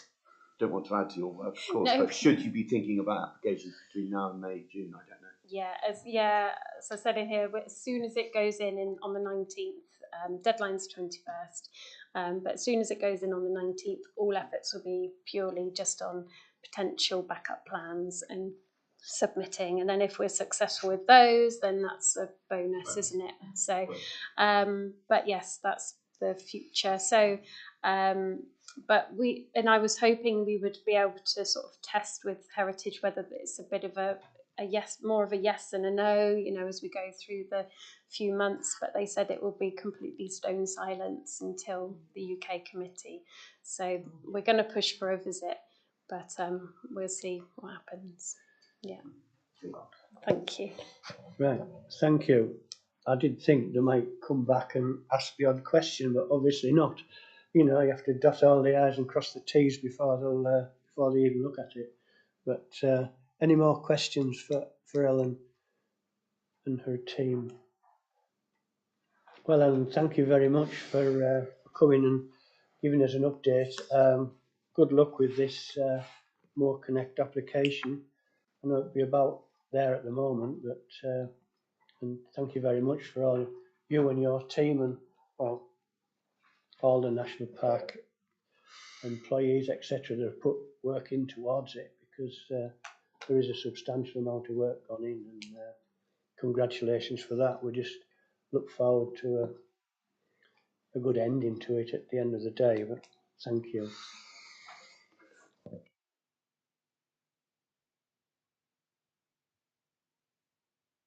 Oh, sorry. The recommendation, members approve the contents of the report and agree the current work being done to secure external funding. All happy? Thanking you. If we can move on to item 11, which is Organisation Development Plan Progress Update. Ian is going to give the update on that. Thank you, Ian. Thank you, Chair. I think the title of this just makes it sound a bit dull, but this is really exciting stuff. It's about how we lead, manage, motivate all of our staff and all the people who work for us. And as we heard from Peter a little bit earlier, our biggest single item of expenditure each year is on our staff. And so having those folks well motivated, really focused on what they're doing is just really important to us, being able to deliver all the stuff that we want to do. And so to that end, you approved our organisation development plan back in March last year at National Park Authority. And we brought you an update at NPA in December, and I thought it was high time I gave you another update.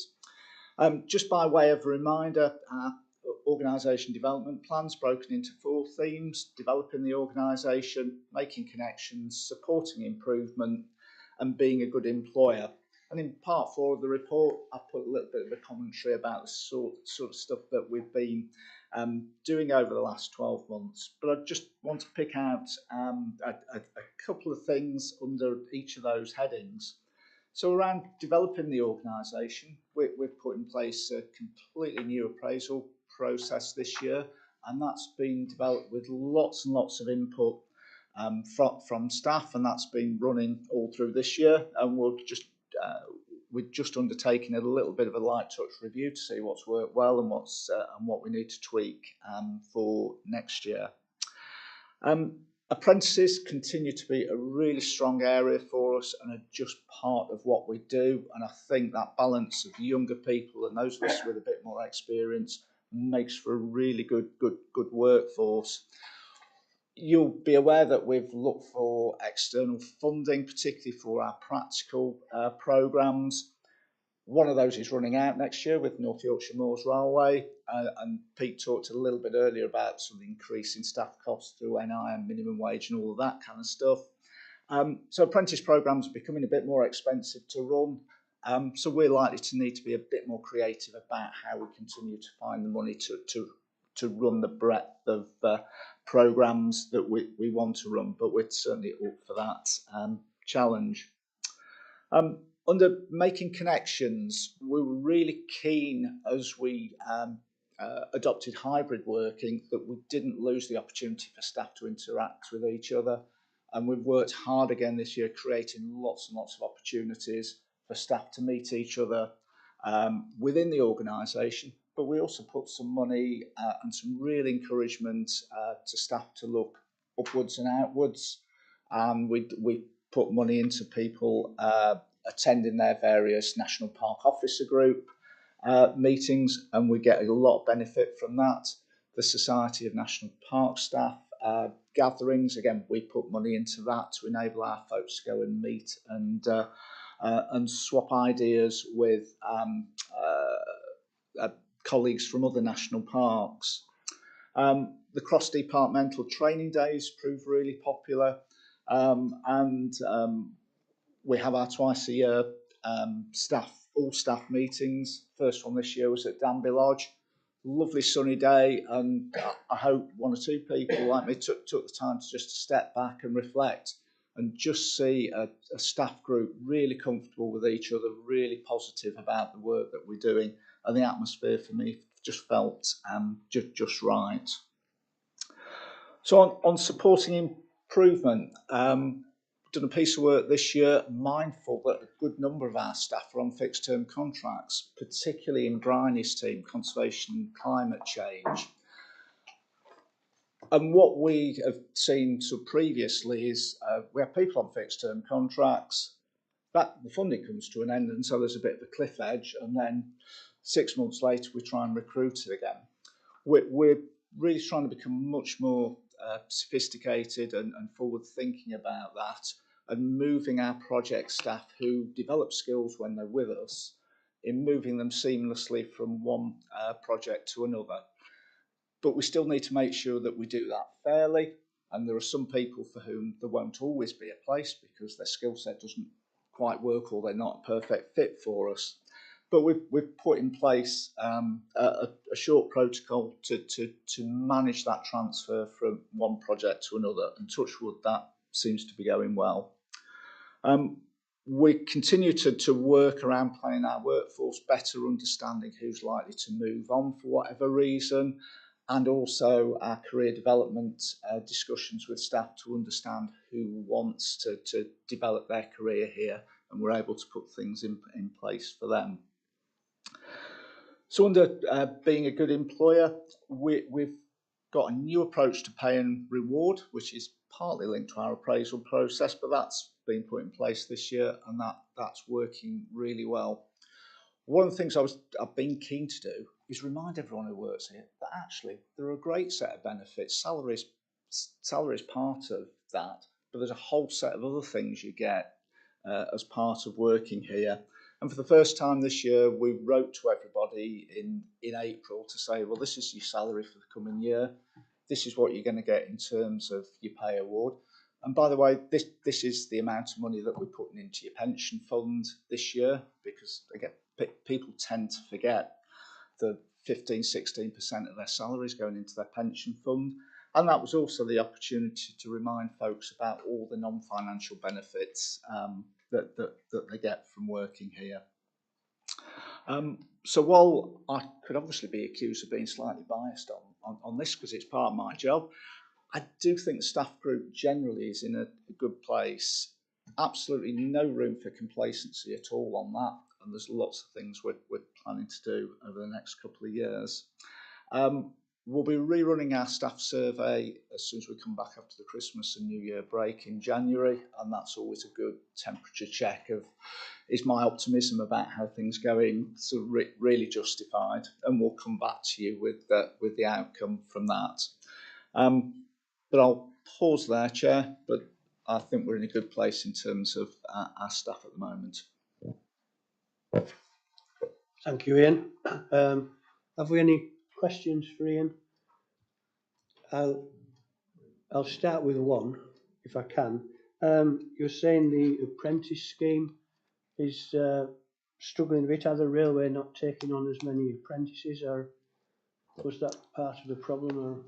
No, to be fair to our partners at North Yorkshire Moors Railway, they funded our apprentices for the last, or partially funded some of our practical apprentices for the last 5 years through their Yorkshire's Magnificent Journey external funding.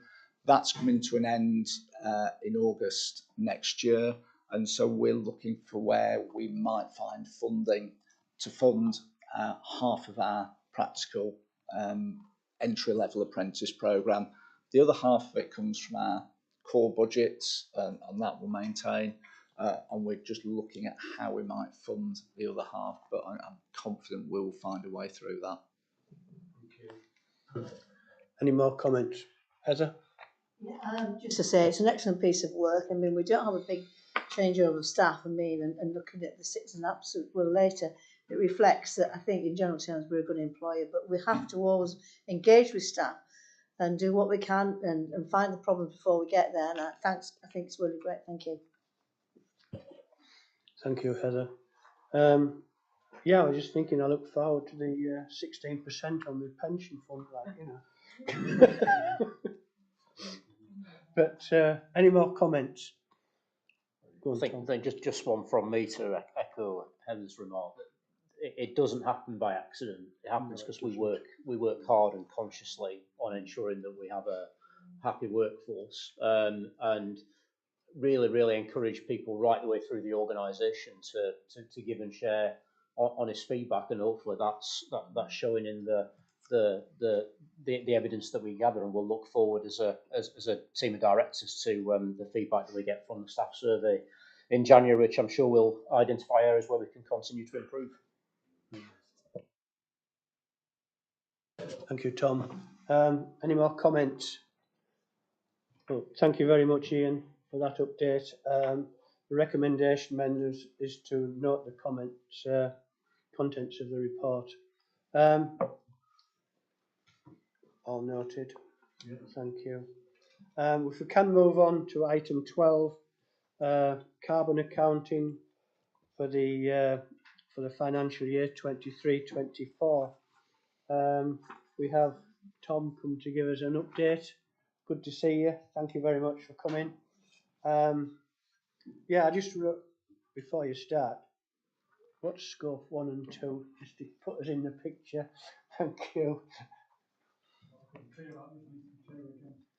Tom. Scope 1 emissions, so Scope 1, Scope 2, Scope 3 emissions are the way that carbon accounting categorise various emissions into the sources where they come from.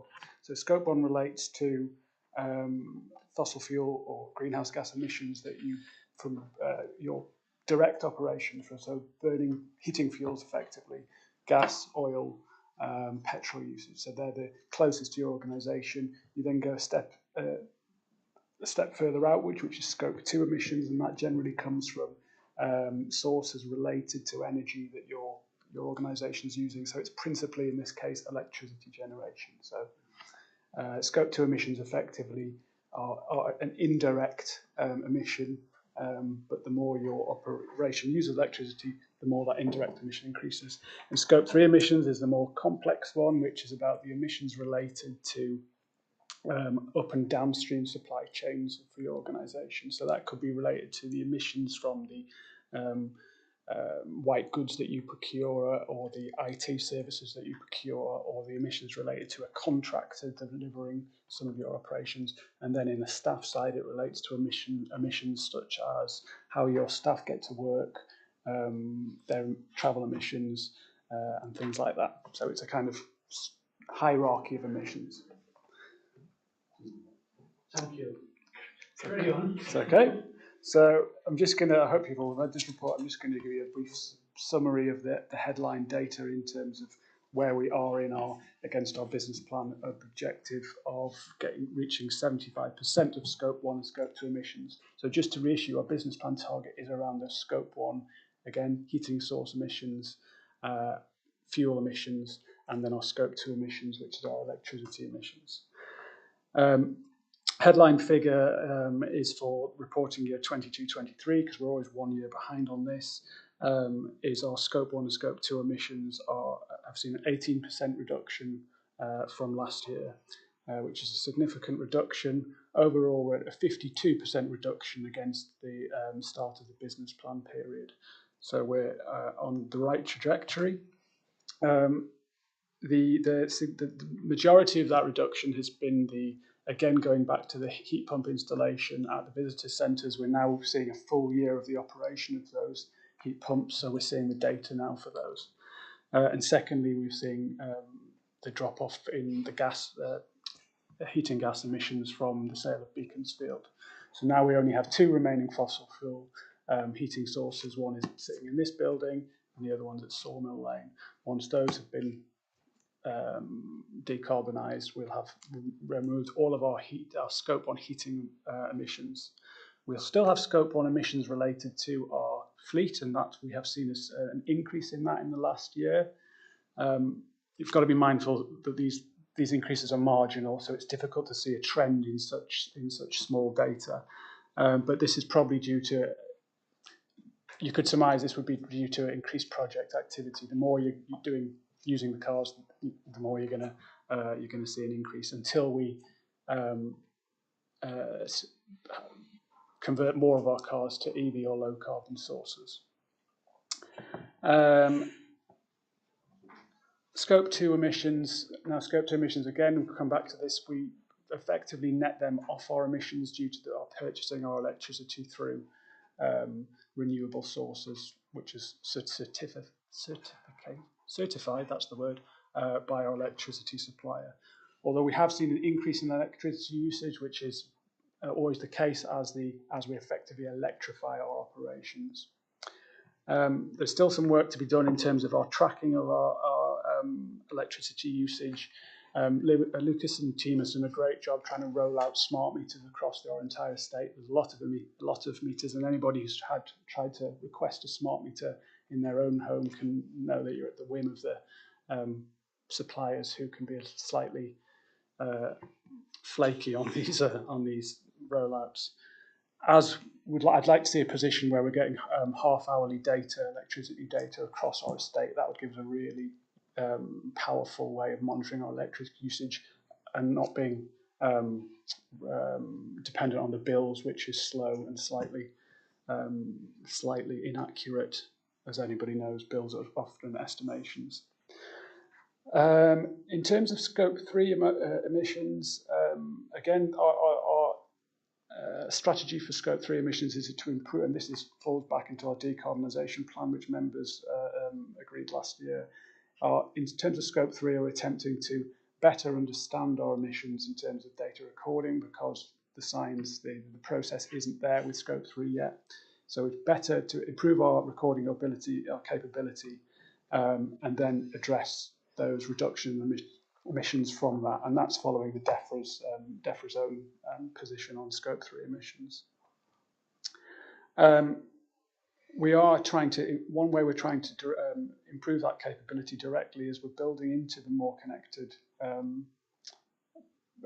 application, we propose that all those pilot projects have a individual project-based carbon accounting capability. So you're looking at the scope 1, scope 2, 3 emissions on a per project basis. Currently, I produce these accounts on a global organisation basis, looking at spend, looking at billing. But we would like to get to a point where we can individually look at a project, whereas we now, we look at the budget of a project and how it's spending. We could also try and quantify its emissions on a per project basis. So that's where it was scope 3 emissions. Just a little update on the decarbonisation plan, which I mentioned before. As an update to that, all staff have now been briefed on the plan, and we've progressed a number of actions in them. First and foremost is we've this week we'll be trying to award the solar contract for Sutton Bank, so around 23 kilowatt hours system will be installed on Sutton Bank, which should reduce operational costs of that building of up to 20% per year. We've had a number of tenders on that, so it's really good, looking really exciting. We've also identified as part of that site that the need to reduce energy usage through better thermal efficiency. The doors, for example, wall insulation can all be upgraded at that site to improve its efficiency. We want to use less, not just clean sources. The sustainability procurement guidelines have been briefed again to staff and slightly updated, so that enables them to make better procurement choices when they're developing their projects. Again, I mentioned about smart meter rollout, that is underway, and has been some policy changes around internal procurement on IT. I think that's it. I mean, just on a final point in terms of where we're positioned against our business plan target, I have forecast that we're looking at it by 2027. We're looking at a 67% reduction currently, which is slightly behind profile on the 75% target we're looking at. And this is largely behind the heavy fleet, so the 4x4s, the Isuzu Troopers, the volunteer minibuses. Those things are quite hard to decarbonise, and they will be the remaining scope 1 emission source. By that point, we should have decarbonised the small fleet, but currently, as part of the decarbonisation plan, we're not due to tackle the larger fleet until later in this decade. That sounds like long, but 28, 29. So we're still on track for the 2030 target of fully decarbonised authority, but we're slightly below profile on that. That could be accelerated if we chose and if the vehicles were available at a competitive rate to replace the 4x4s as and when. And I think going forward, we need to be making procurement decisions on every vehicle, looking at its lease when that comes up. Is there an alternative coming to market? Because we're seeing some movement, certainly through Chinese suppliers, on 4x4s coming to market. They're not there for full ranges, but there may be some project use cases that could be used. And that's that. And I just want to say one final thing on fleet. There has been some rumblings upon within the Climate Leads National Parks group about the government requirements for decarbonisation of fleet as per the government fleet commitment, which says by 2027 all government bodies and arm's length bodies need to decarbonise their fleet. It's looking like we have an exemption on that. We have an exemption under the government greening commitment framework, and it's thought that we would automatically have an exemption under that framework as well. So that's positive, because it doesn't mean we've got this problem of trying to decarbonise heavy fleet by 2027, which just without oodles of cash and some new technology wouldn't be appropriate. So that's that. Any questions? Any questions? Go on, Patrick. Thank you, Chair. And thank you, Tom. Excellent report. I'm just going to look at paragraph 8.1. If I've understood it, we're only 6% off hitting this target. Yep. We've still got a bit of time. Yep. I think it would be really great if the National Park could lead by example and try and hit this target. Yep. and 6% doesn't sound like much. Are there not? Is it entirely due to using the wrong sort of vehicle, or are there not other ways we could tweak things by 6%? For example, the electricity use and using green electricity. I don't know, because I think, Tom, it would be great to hit the target. And here we are in November 24, and presumably the 27 target is what, till March 27, is it? We've got a bit of time to think about that. And I'm reassured to see that we will hit the target in 2030, because I know it's no mean feat, but we are a national park and we should be trying to do it. So I've just put that out there. It would be great if we could do whatever we can in this room, and all officers and members and everything, to get to 75%. And we've got some time. Yeah. I think, just to reply on that one, I think there is capacity to bring that forward. Again, we're slightly reliant on technology in terms of the 4x4, because there isn't 4x4 EV alternatives with enough towing capacity effectively to fulfil the range's requirements. But we do have a lot of vehicles which are kind of aren't being used for that heavily, but do have a 4x4 capability. So there may be a halfway house, and they're typically project-based vehicles, so they may be under a project lease or a hire, so we can move quickly on them if something comes to market. So I think what the next thing we need to do is identify those kind of medium heavy vehicles that could be replaced. We're already looking at the More to Restore project that has a project vehicle, and looking at a Chinese at the minute 4x4 that could potentially do that. So I think if we can chipping away at these things, but it does come down to fleet, because Scope 2 emissions are effectively netted off anyway.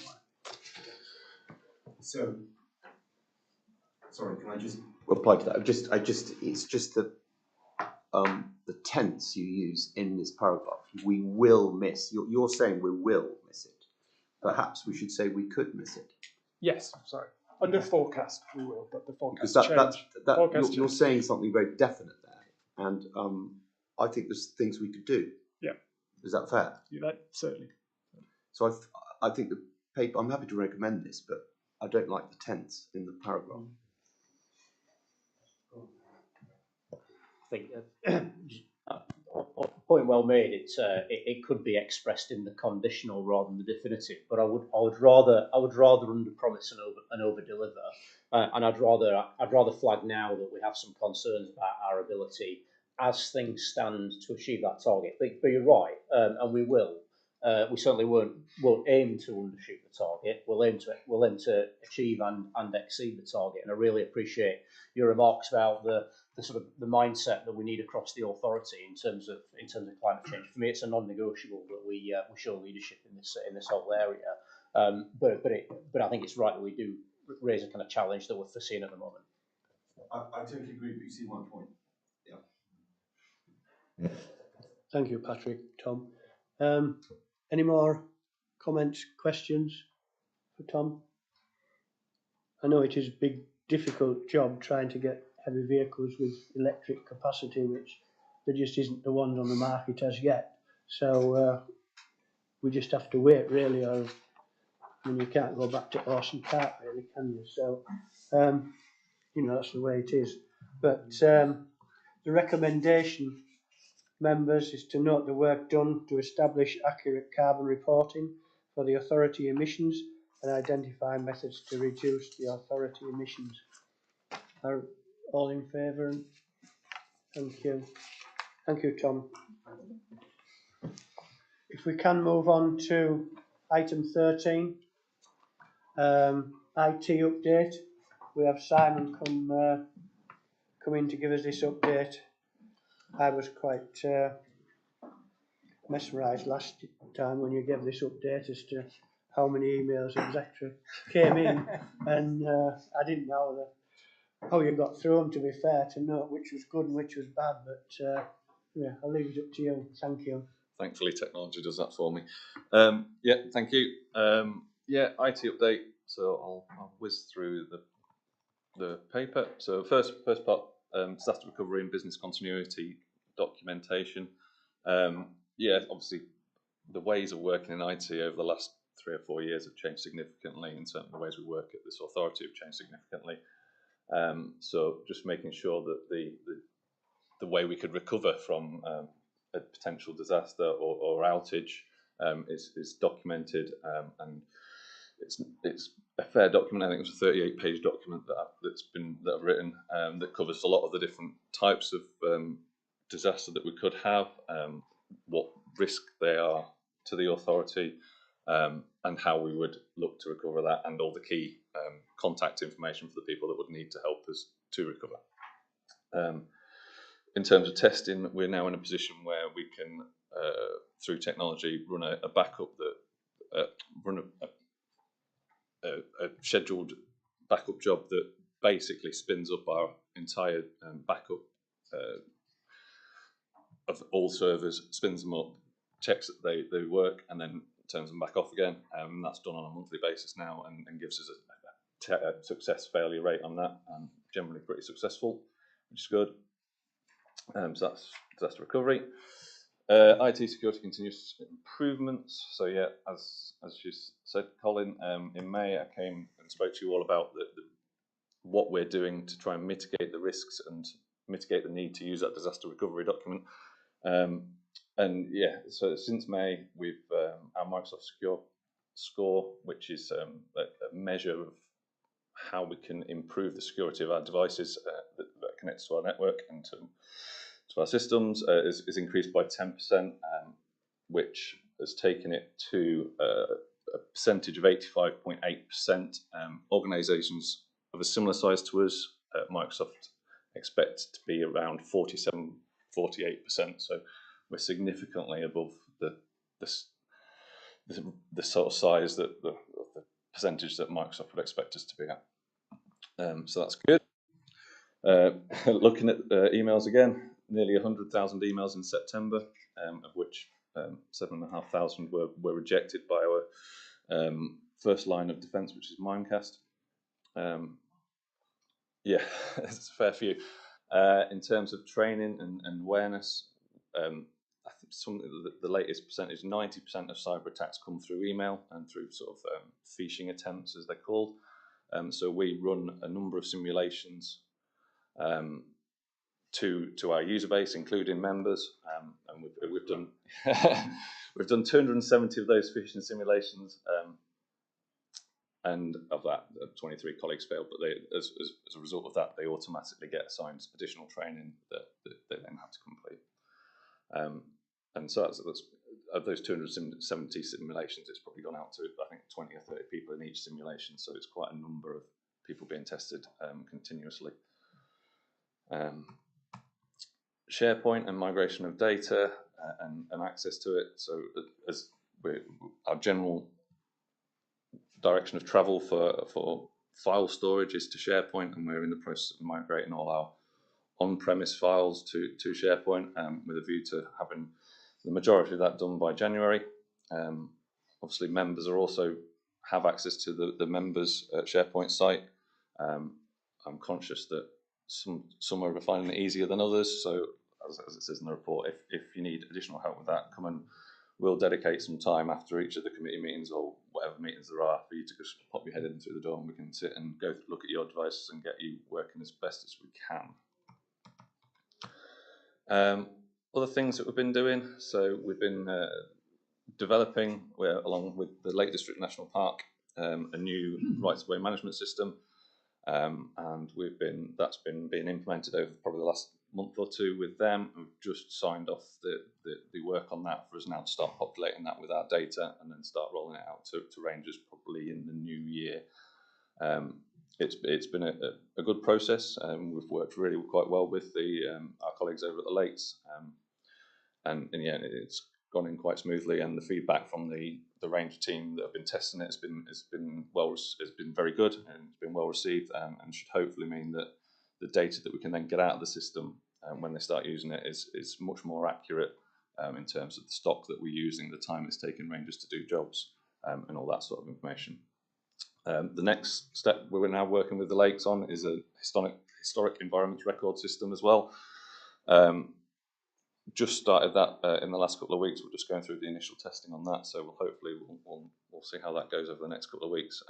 But again, the initial sort of look and feel of it, and the initial feedback is good. So we'll see how that keeps going. Planning system, underwent a major upgrade in October to the live system. We have a live and a test system in planning. Obviously, it's quite a significant system for us. So we run a test system where we can run any updates to that first to check to see how they work. And then once we're happy with how it works in test, we'll then do the same upgrades in live. So the major upgrade in October was on the live system. It all went smoothly. We've got a couple of things that we've fixed in test that we now need to fix in live, that we know with, and we're working with the third-party company to solve those, with a view that we can then start adding additional functionality to the planning system that will mean that we can improve the workflow of that for the planning team. Migration of the website, yes. So our website sits on a content management system called Matrix. It's been sat at the version 5.5 for quite a while, and was becoming end of life. We've been working closely with Squiz, who are the company that produced the content management system, and we have now migrated to their latest DXP platform, which, as I've put in here, is a significant improvement in security, but also the amount of functionality that we can get and hopefully start using within the website soon. Most notably, probably the search feature that we're looking to use, which is a much better search functionality than the old previous system. Finance system review, I think Pete's probably already mentioned this, but over the last couple of months, myself and the finance team have been looking at a new finance system, and we're now at a place where we've chosen a system, and we'll start moving with that forward for the next couple of months. And I think that's probably about it. So, questions? Thank you, Simon. Any questions? Go on, George. Thank you very much for the report. That's helpful. Delighted to hear about the new functionalities, and particularly the word search that you mentioned there, because obviously a key part in web users finding websites, engaging with it, is basically locating it through a search engine such as Google. And we discussed this point briefly earlier, where we're talking about engagement and the performance of the organization. So again, hopefully that there will be the capability for us to monitor whether that new search functionality is going to lead to a larger number of visitors coming to our website. And I don't need the information myself, but as mentioned earlier, it will be helpful to keep track of it, reviewing it, and seeing if it's making any difference. Go on, Simon. Do you want? Yeah, no, absolutely. Yeah, and the search functionality is more probably of an internal search. So it'll be issues we've found in the past with our website is that it's quite vast. There's a lot of information on it, so people use that search functionality initially to try and find what they want within the website, and it's not always returned the best results or been the fastest. So the new search functionality will improve the ability for people to find the information that they want quickly and efficiently. So is it not related to search engine then? No. So it's more around the internal search functionality built into the website rather than how Google trawls our site.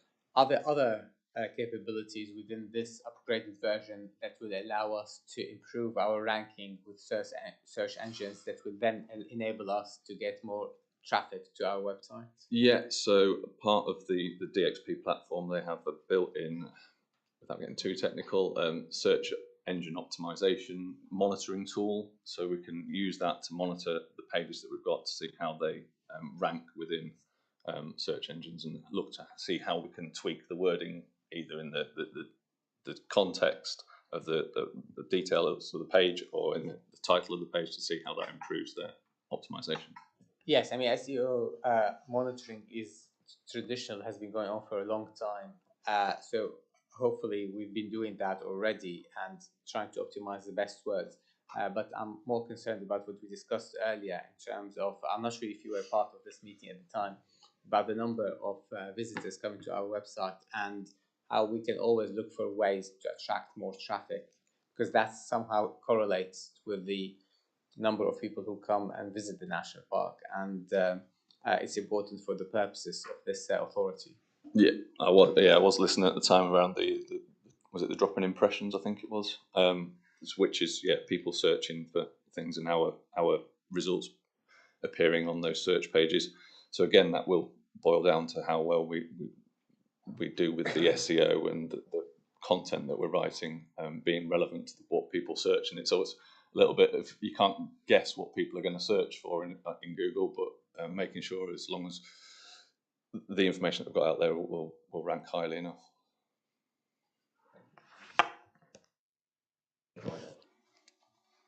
Thank you. Go on, Jim.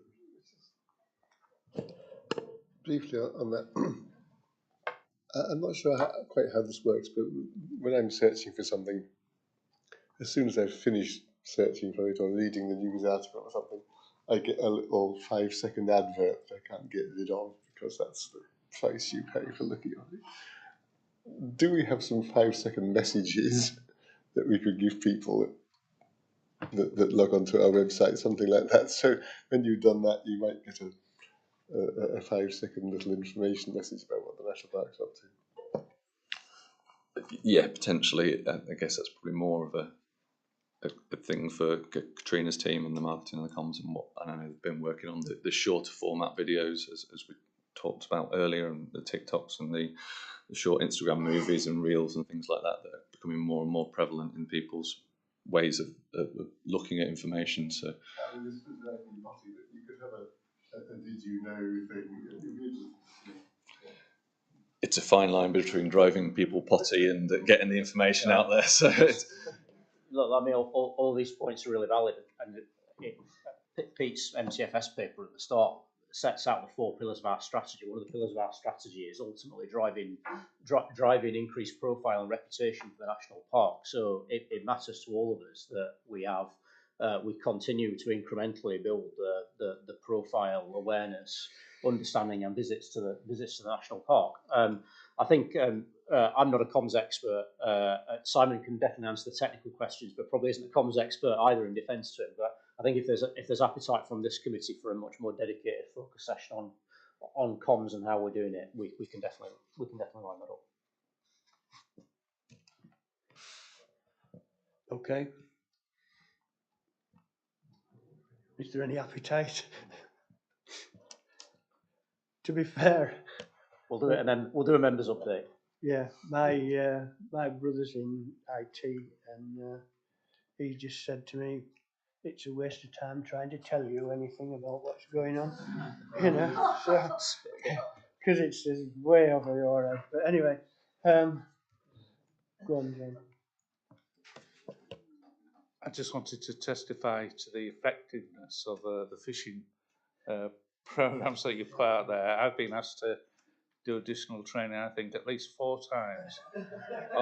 Although I not in the past couple of months, so I think it might have sunk in some of it. Right, Heather? Yeah. Just to note, Simon, I think it was, I didn't bother to open it, but it was someone trying to tell me how much more money I was going to get next year. I thought, well, that is definitely not real, so I got rid of that one, thank you. Any more comments for Simon? Well, thank you very much for the update. We are full of knowledge now as to how to move forward. I must admit, I still struggle to get into SharePoint, but you know, fair enough. But the recommendation, members, is that we note the work being carried out and ask any questions they wish to. But we've asked a few questions, but carry on the good work, and thank you very much. Thank you.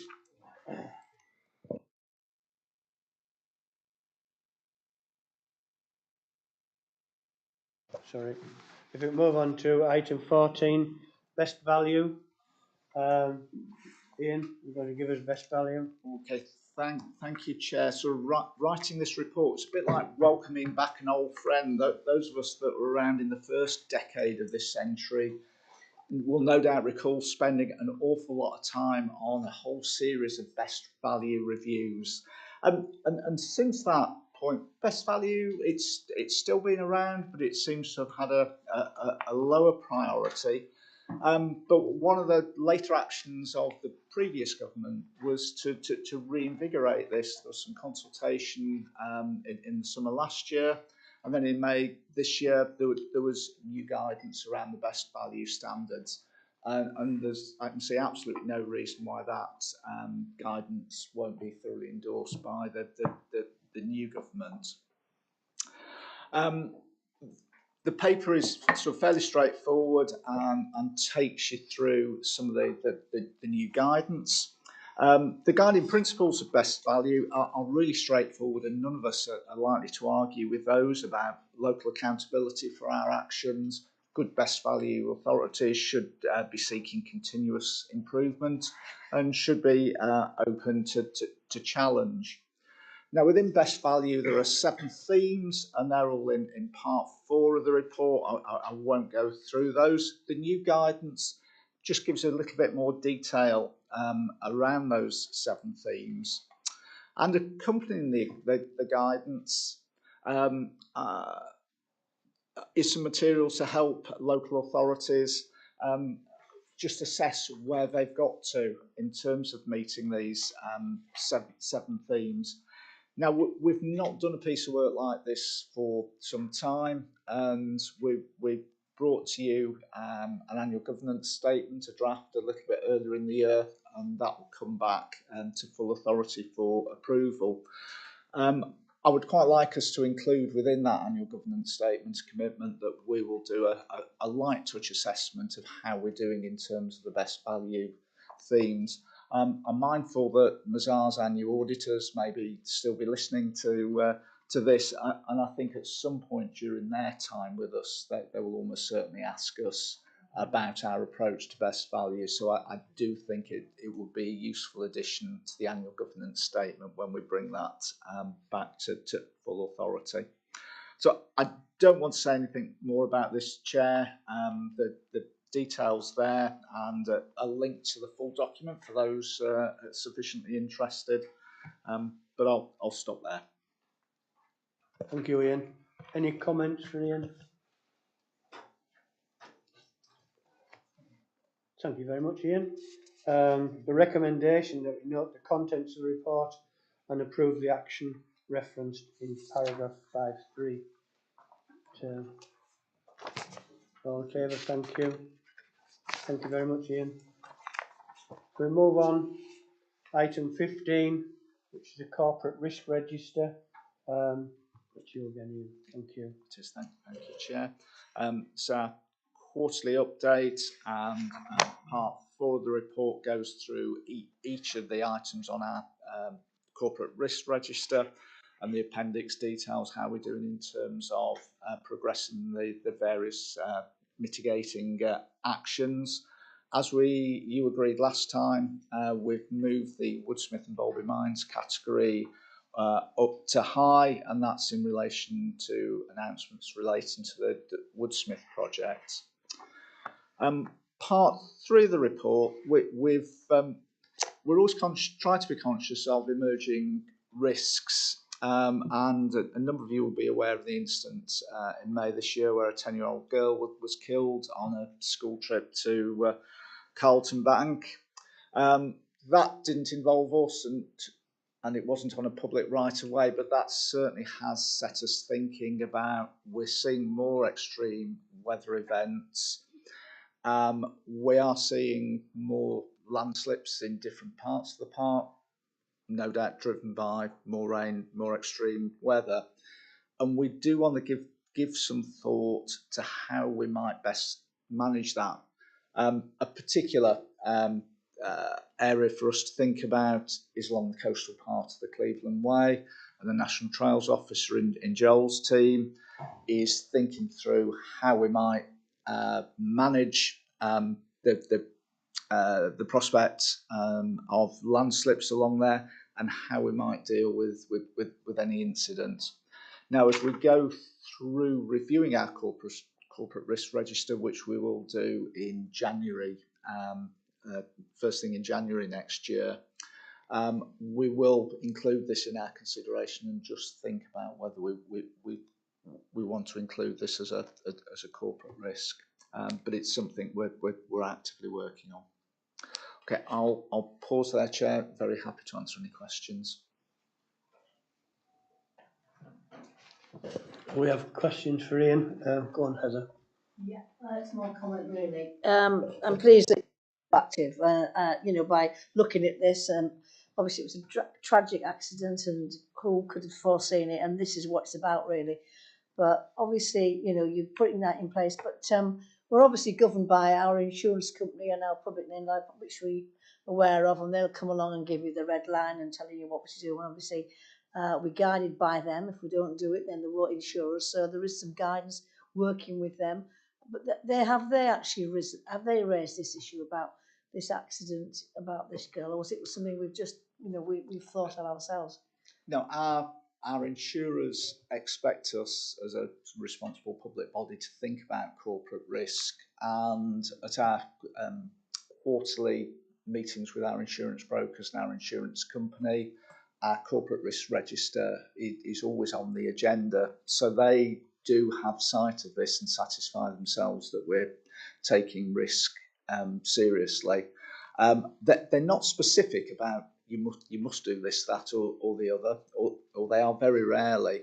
And our public liability insurance will still be in place, but they expect us to be looking up and just looking forward and seeing what risks are on the horizon and putting some mitigation in place. And as we saw last year with the developing landslip on Levisham, and we talked to them about maintaining insurance cover.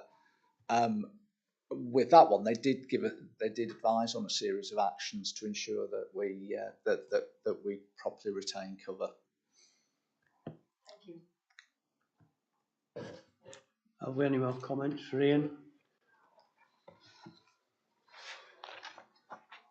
Everybody happy with our risk register? Sorry, if I may. Just because of the previous conversation, Ian, the climate change targets, where am I looking at? It is so important, page 81. We have just received a paper saying that actually a target we've set will be missed, although I would say it could be missed, as Tom's backed me up on. You put it there as a 4, so that's till 2030 as a 4. It might be a bit higher than that. As I said a few minutes ago, Patrick, when we get to first thing in January, we'll review it then. Reviewing all these things, and I think that's a good point. And if we do think we're going to miss the target, we ought to be increasing that risk and joining those two together. Okay, yeah, because it is a really important one. Yeah. Thank you. Otherwise, excellent presentation. Right. Any more comments? Thank you, Chair. Thank you, Patrick. No, thank you very much, Ian, for keeping on top of everything with, because some risks sometimes you don't really think about, but they are all there, and we need to be in charge of everything that we're going forward with. The recommendation that members note the progress being made to manage risk and make any comments they wish to on the contents of the paper. We're all in favour of this? Right. Thanking you. We can move on. Health and safety update, item 16. Ian, if you can again, please. Thank you, Chair. Again, this is our quarterly update. We've referenced a couple of times earlier in the meeting that our sickness absence rates continue to be low, which is obviously a good thing.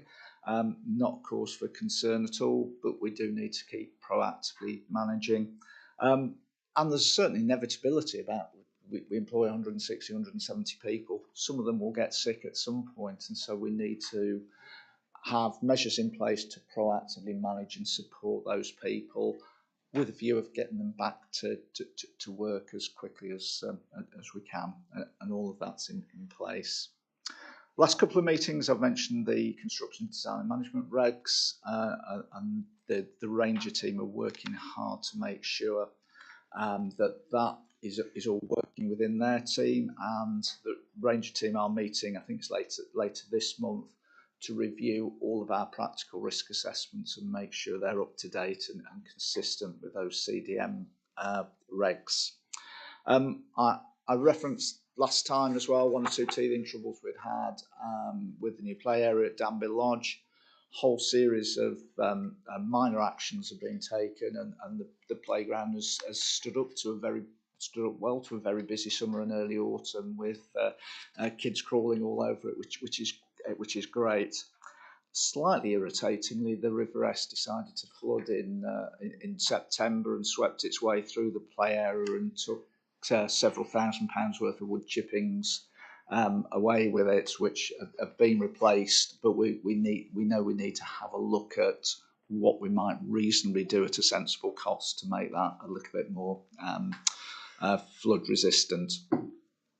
I've spoken before about us having an external audit of our health and safety practice, which is now underway, and Dominic Passman from North Yorkshire Council has got a programme of sessions with a number of our staff later this month and early next month, and we'll be coming out on site to talk to Ranger and apprentice teams and our volunteering teams. Purpose of this is not to catch any individual out, of course, but to come to an overall assessment about how we're managing health and safety. So we've got policies up there which you'll review, but policies are fine. They need to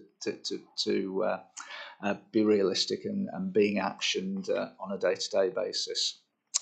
Part 7 of the report, I've referenced some of the changes that I think the new government is likely to make in terms of health and safety. There's some positive noises coming out about strengthening the role of the health and safety exec, which I think would be a good thing. Some of the employment changes that we've spoken about sick pay from day one, the right to switch off, and enhanced rights for staff to work flexibly. I can think the effect for us will be marginal, because we're already strong in some of those areas anyway, so I don't think it will make a big difference for us.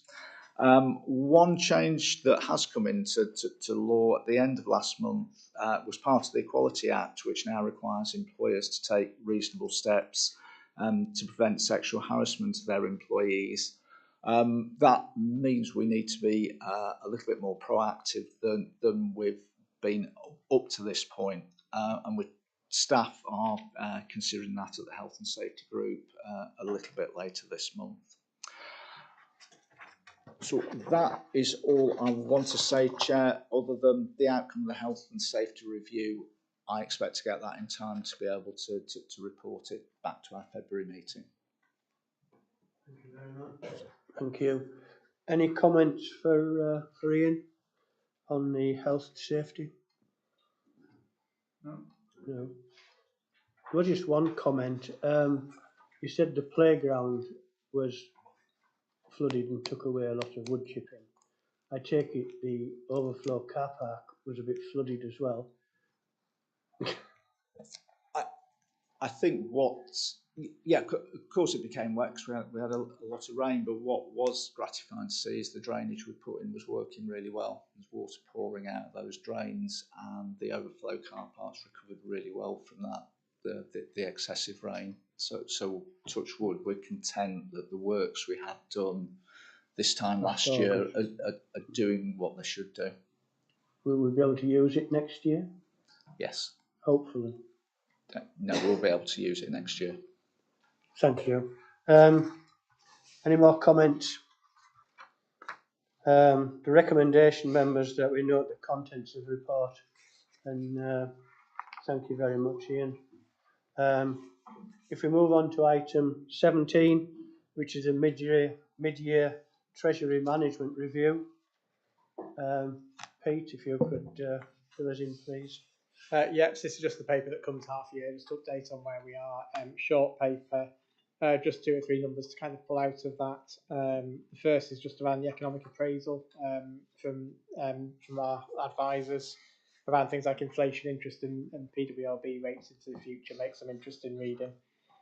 And then in terms of our average daily cash balance, it's 8.2 million on 5.35% return at the moment.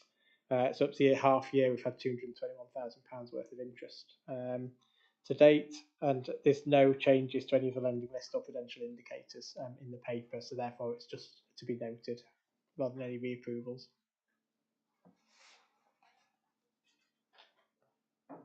That's it for me, Chair. Short one, this one. Any comments for Pete? Thank you very much. The recommendation that members note the position of the authority treasury management activities during the first half of 24-25. No. Thank you very much. If we can move on to item 19, which is when we ask to go into private session during consideration of items 2021 on the grounds that it involves likely disclosure of exempt information as defined in paragraphs 1 and 2 of Part 1 of Schedule 12A to the Local Government Act 1972. If we can move into private session, I sentence and thank you very much. Is everybody else? Chair, if I might just say, I would normally be able to attend a private session. I hope that's the case. Is he all right? Oh, can we just turn the live streaming off, Judith?